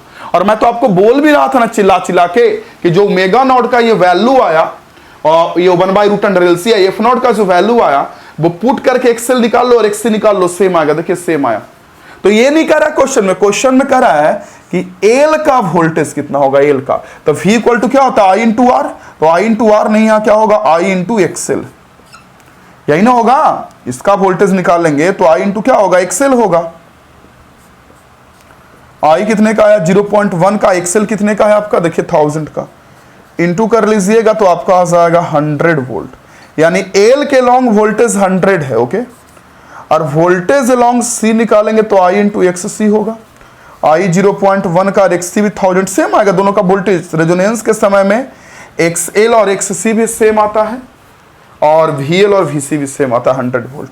तो मैं आपको यही समझाना चाह रहा था, क्या समझाना चाह रहा था कि जब सर्किट में रेजोनेंस होगा तो आपने सोर्स तो जोड़ा है 10 वोल्ट का, देखो वोल्टेज जोड़ा 10 वोल्ट का, लेकिन रेजोनेंस के समय वोल्टेज जो एल के क्रॉस होगा यानी इंडक्टर के क्रॉस और कैपेसिटर के क्रॉस जो वोल्टेज होगा वो सोर्स के वोल्टेज से अधिक हो जाता है। देखिए सोर्स के वोल्टेज से भले ही दोनों बैलेंस कर लेता है वो एक और बात है, लेकिन इंडिविजुअल वोल्टेज दोनों के क्रॉस ना सोर्स से भी अधिक हो जाता है। ओके, तो ये काम कीजिए बच्चे, इस चीज को पहले आप नोट कर लीजिए, इसको क्वेश्चन को नहीं नोट नहीं कीजिए, क्वेश्चन के पहले वो टर्म को नोट कीजिए जो मैं बोल रहा हूं आपसे बार बार, वही टर्म जो मैं आपको बार बार बता रहा हूं कि वोल्टेज अधिक होगा। तो क्वेश्चन का सॉल्यूशन नोट करने से पहले नोट में इस चीज को लिख लीजिए, लिखिए नोट में, लिख लीजिए नोट में, at the time of resonance, देखिए एट द टाइम ऑफ, फिर ये क्वेश्चन को नोट कीजिएगा, at the time of resonance,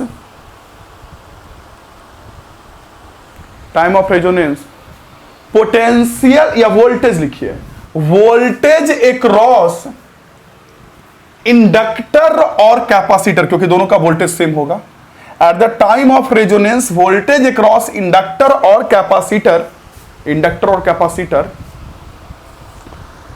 will be greater than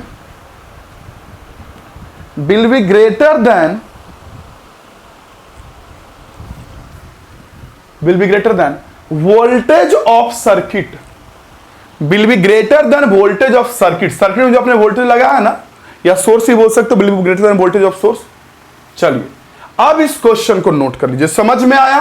तो आपको एल सी आर ये सब दे भी सकता है क्वेश्चन में, इसके जरिए आपसे एंगुलर फ्रीक्वेंसी पूछ सकता है कि कितना एंगुलर फ्रीक्वेंसी हो, तो फ्रीक्वेंसी कुछ भी सकता हूं मेगा, लेकिन मैंने ग्राफ में दिखाया ना कुछ भी हो सकता है, लेकिन जहां पे रेजोनेंस होगा तो तभी रेजोनेंस होगा जब एक्सएल और एक्ससी बराबर, और ये बराबर तभी होगा जब वहां एंगुलर फ्रीक्वेंसी 1/√LC हो या फ्रीक्वेंसी की वैल्यू 1/2 पाई इंटू 1/√LC हो।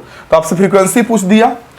करंट जब पूछ रहा है एलसीआर में रेजोनेंस के टाइम में, तो ध्यान देना है कि वहां पे करंट तो V = Z, बहुत सारा क्वेश्चन हम लोग किए हैं, बट जब रेजोनेंस हो रहा है उस समय Z की वैल्यू R होगा, एक्सएल एक्ससी बैलेंस कर लेगा, इतना करंट हो गया। अगर वोल्टेज कहे VL VC तो आप वो भी निकाल सकते हैं, एक्सएल कहे एक्ससी, जो भी रेजोनेंस के समय, एक देखो R तो कांस्टेंट है, R तो नहीं बदलेगा भाई, एक्सएल एक्ससी ओमेगा बदलने से बदलेगा, रेजोनेंस के समय ओमेगा लेंगे तो रेजोनेंस के समय का एक्सएल एक्ससी होगा, और रेजोनेंस के समय का एक्सएल एक्ससी इक्वल होता है, देखिए इक्वल 1000 आया ना, इसे नोट कीजिए, मैं साइड होता हूं, नोट कीजिए तो जल्दी से। ओके चलिए मेरे बच्चे, इसे नोट किए तो जरा नेक्स्ट क्वेश्चन देख लेते हैं क्या कह रहा है, जल्दी से पढ़िए तो नेक्स्ट क्वेश्चन क्या कह रहा है, पढ़िए नेक्स्ट क्वेश्चन, इसे मैं तब तक साफ करता हूं जल्दी से, और आप पढ़िए पढ़िए पढ़िए पढ़िए पढ़िए पढ़िए पढ़िए, ट्राई कीजिए ट्राई कीजिए ट्राई कीजिए, देखिए क्या क्या दिया हुआ है, क्या क्या पूछ रहा है, कैसे कैसे निकलेगा। आप लोग वर्क जब तक नहीं करेंगे कैसे होगा, आपको तो वर्क करना ही पड़ेगा ना। पढ़िए पढ़िए पढ़िए पढ़िए मेरे शेर, पढ़िए पढ़िए क्वेश्चन क्या कर रहा है, पढ़िए पढ़िए। अगला क्वेश्चन,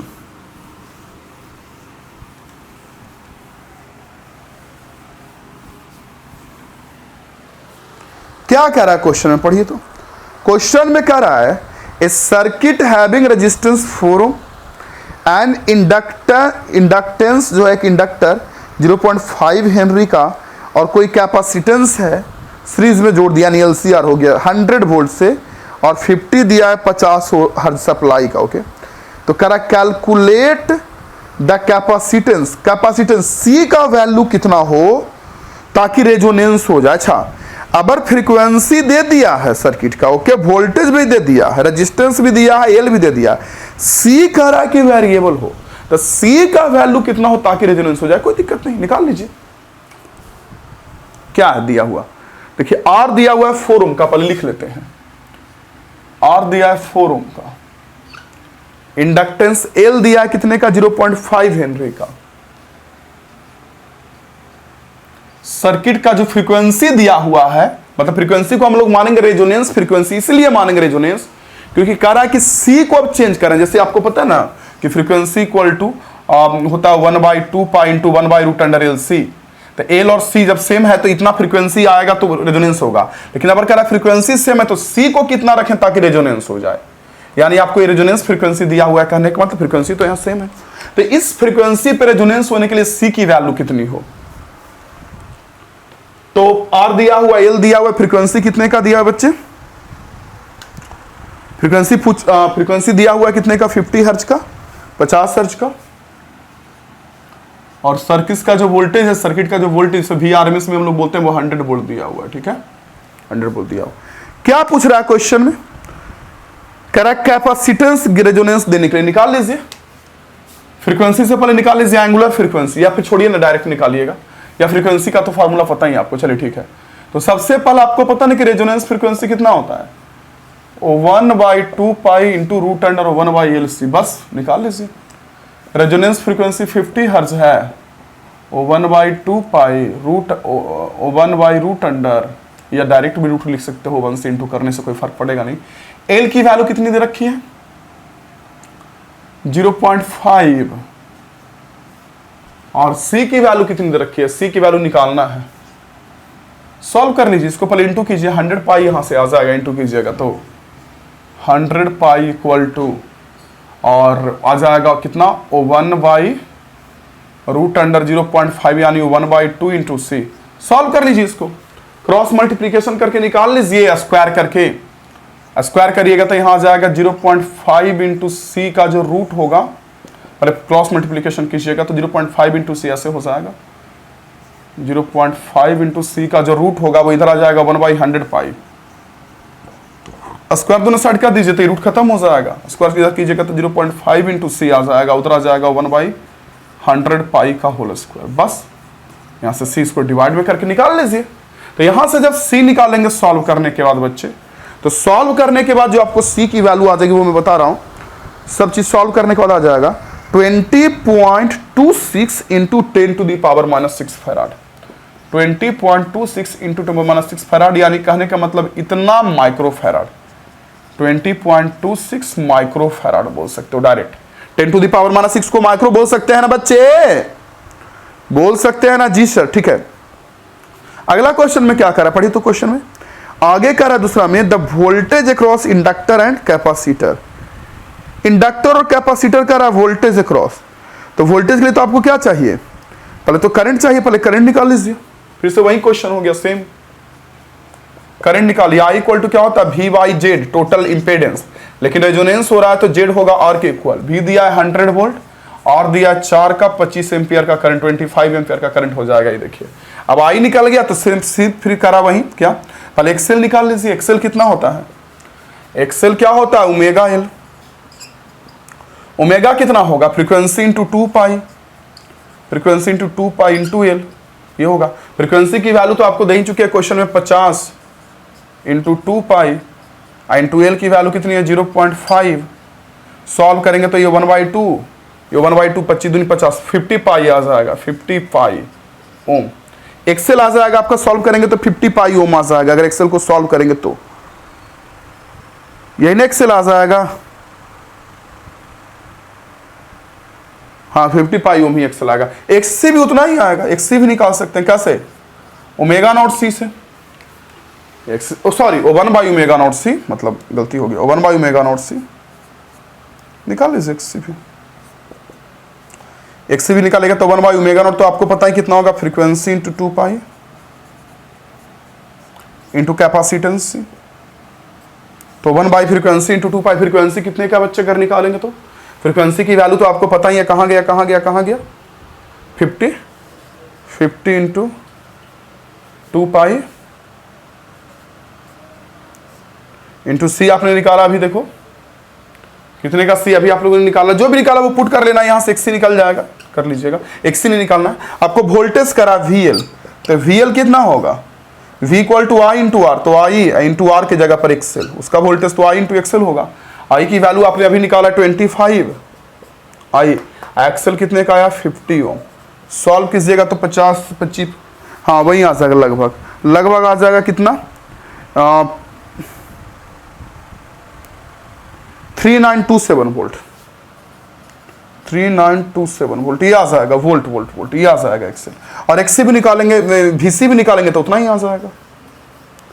ये तो पता ही होगा ना कि जब रेजोनेंस होगा तो वीएल वीसी भी सेम होता है, एक्सेल एक्सी भी सेम होता है, ये भी सेम ही आएगा। पूरा सॉल्व कीजिएगा, सब पुट कीजिएगा तो फ्रीक्वेंसी की वैल्यू पुट करा 2 पाई, सी की वैल्यू जो पुट करेंगे कितना है 20.26 इंटू 10⁻⁶, सॉल्व करेंगे तो 55 यहां से निकल जाएगा। सब आपके सामने आ गया, देख लीजिए रैंकिंग, सॉरी देख लीजिए आंसर। आपको आइडिया लग रहा है बच्चे मेरी बातें? देखिए ना, पहले कह रहा है कि फ्रीक्वेंसी दिया हुआ है तो सी का वैल्यू कितना हो ताकि रेजोनेंस हो, सी का वैल्यू निकाल लिए। फिर करंट कह रहा है रेजोनेंस के समय, तो आपको पता है कि रेजोनेंस के समय जब करंट निकालेंगे तो जेड की वैल्यू आर के इक्वल होगा, करंट निकल जाएगा। और जब करंट निकल जाएगा तो आपका सारा काम आपके सामने, करंट निकल गया तो वीएल कह रहा है, वीएल के लिए एक्सेल चाहिए क्योंकि आई इंटू आर होता है, आर के जगह पर एल का वोल्टेज कह रहा है तो एक्सेल के इक्वल चाहिए।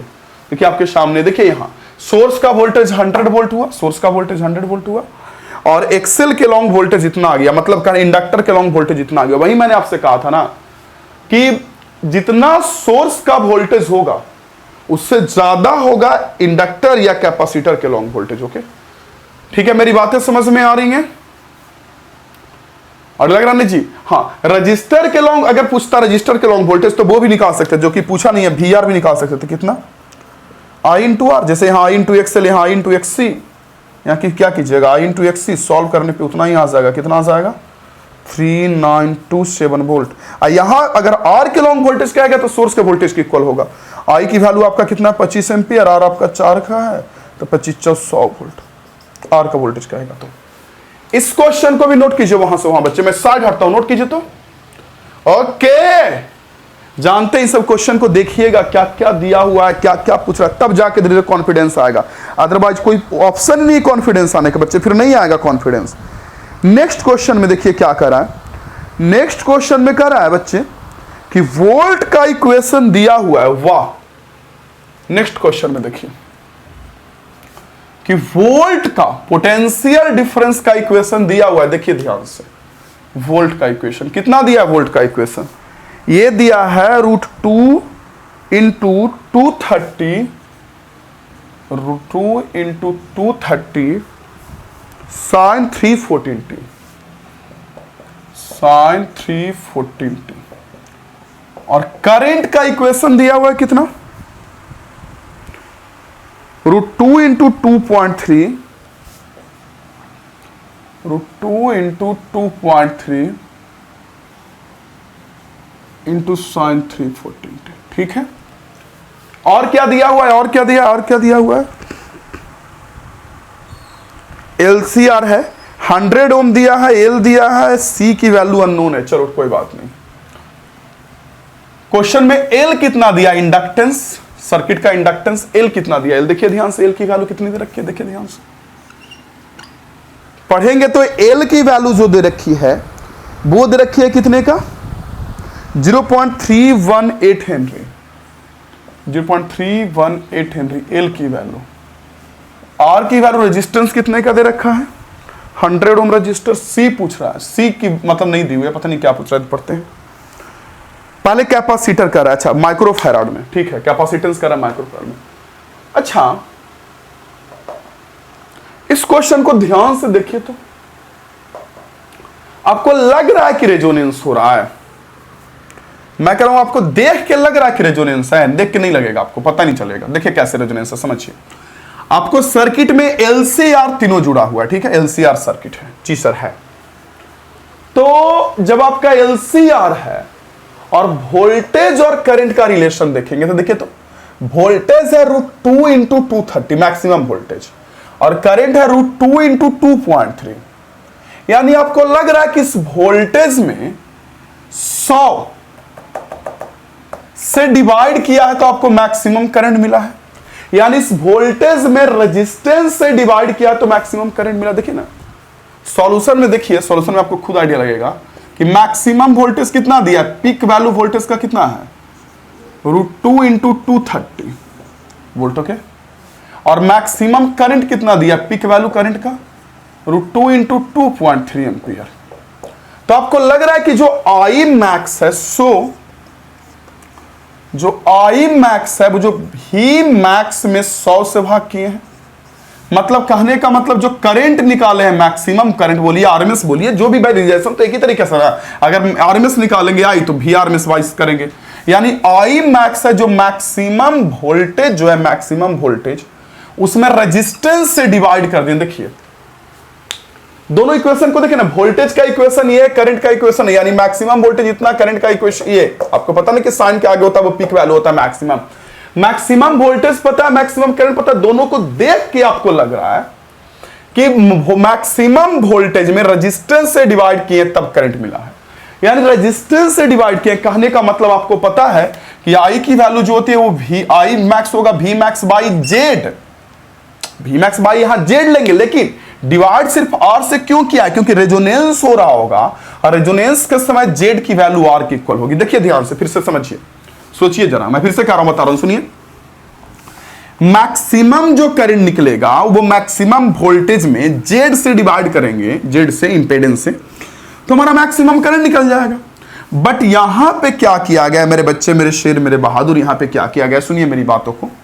यहां पे ये किया गया है मेरे बच्चे कि जो मैक्सिमम करंट निकाला गया उसमें आर से डिवाइड कर दिया गया, मतलब जेड की वैल्यू आर की इक्वल है।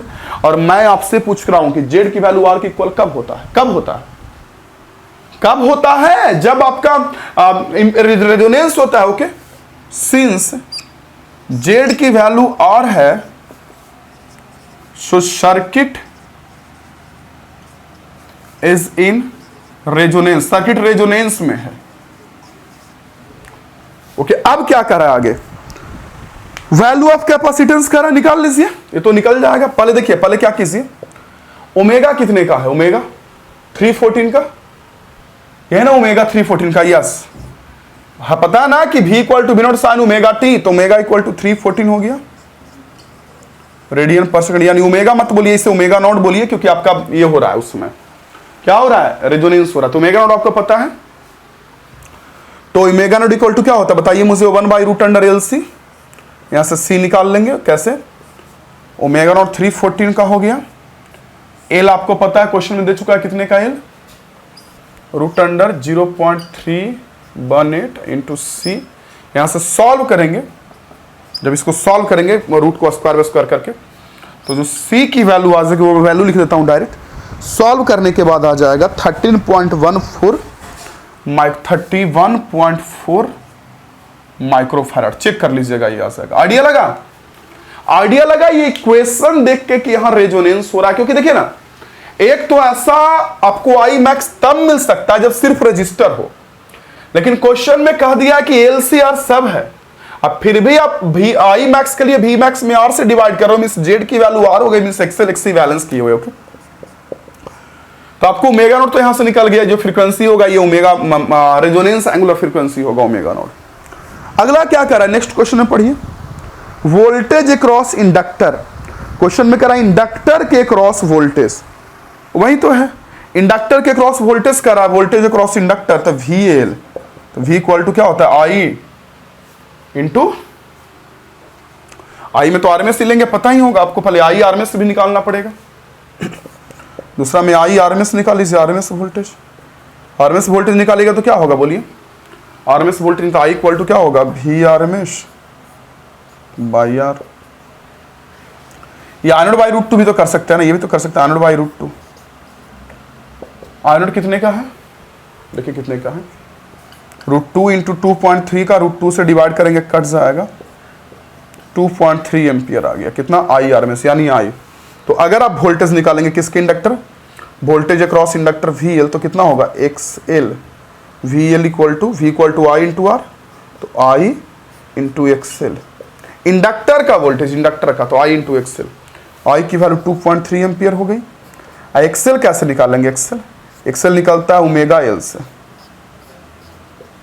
तो 2.3 इंटू ओमेगा आपको पता है 314, यहाँ इक्वेशन देख के 314, या इसमें भी देख सकते हैं, इंटू एल की वैल्यू कितनी हो जाएगी, इंडक्टेंस की वैल्यू, तेल की वैल्यू कितनी, 0.318। इसे जब सॉल्व करेंगे तो सॉल्व करने के बाद ये वैल्यू आ जाएगा 230 वोल्ट। समझ रहे मेरी बात को, 230 वोल्ट। समझ में आना कैसे निकला इसका वोल्टेज। अभी तक क्या कर रहे थे हम, अलग से एक्सेल निकाल के पुट कर रहे थे, लेकिन अभी डायरेक्ट कर दिए। V equal to I into R होता है, तो सिर्फ एल का वोल्टेज करा तो एक्सेल लेंगे, आई इंटू एक्सेल। आई तो आपको पता ही है, एक्सेल ओमेगा इंटू एल होता है, ओमेगा 314 आपको पता है रेजोनेंस वाला, निकाल देंगे। ओके, अगला क्वेश्चन में क्या करा, टोटल पावर कंज्यूम्ड। तो पावर तो आसानी से यहां निकल जाएगा भाई, पावर जैसे निकालिए। पावर क्या होता है, I R M S into V R M S into cos phi. तो कॉस फाइव तो यहां बन ही होगा, तो कॉस फाइव बन होगा, सिर्फ रजिस्टर का ही तो पावर लगेगा। कॉस फाइव यहां बन ना होता है, रेजोनेंस के समय एक्सेल और एक्सी बैलेंस कर लेता है, तो करंट भी इधर वोल्टेज भी तो सेम फेज में होता है ना, कॉस फाइव यानी I R M S into V R M S. निकाल लीजिए I R M S into V R M S. I R M S कितने का है, अभी आपने निकाला, ये आई नॉट, इसमें √2 से डिवाइड करोगे तो I R M S 2.3 ampere का, ये देखिए। अब वी आर एम एस कितने का, इसमें √2 से डिवाइड करोगे वी नोट में, यहां से यहां वी नोट ना, इसमें √2 से यानी 230। सॉल्व कीजिएगा तो आपको आ जाएगा ये कितना, 529 वाट। मतलब पावर का रहा, तो पावर के लिए रेजोनेंस के समय एलसीआर में क्या होगा कि cos फाइव तो 1 हो जाता है, फाइव 0 हो जाता है ना। इसे भी समझे स्टूडेंट, तो इसे नोट कीजिए, जल्दी से नोट कीजिए, 2 बार देखिएगा। ओके चलिए मेरे बच्चे, तो इसे कर देता हूं साफ, समझ गए तो बहुत अच्छी बात है। क्वेश्चंस को देखिए, समझिए, थोड़ा विचार कीजिए कि मैं क्या कह रहा हूं, क्या क्वेश्चन में कहा जा रहा है, धीरे धीरे आइडिया लगेगा। और क्वेश्चन प्रैक्टिस करते करते करते करते आपको आइडिया लगने लगता है। पहली बार में पढ़ेंगे तो नहीं उतना आइडिया लगता है, पहली बार में उतना आइडिया नहीं लगता बच्चे, क्योंकि पहली बार आप इसका नाम ही सुन रहे हैं, इसलिए प्रॉब्लम होती है। लेकिन जैसे जैसे आगे पढ़िएगा वैसे वैसे आपके लिए क्लियर होते जाएगा। ओके,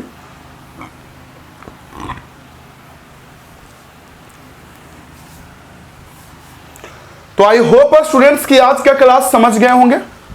आगे इस क्लास को और आगे बढ़ाऊंगा, आगे की क्लासेस में पढ़ते रहिए, सीखते रहिए, समझते रहिए। मिलते हैं आपसे अगले क्लास में। जय हिंद, वंदे मातरम।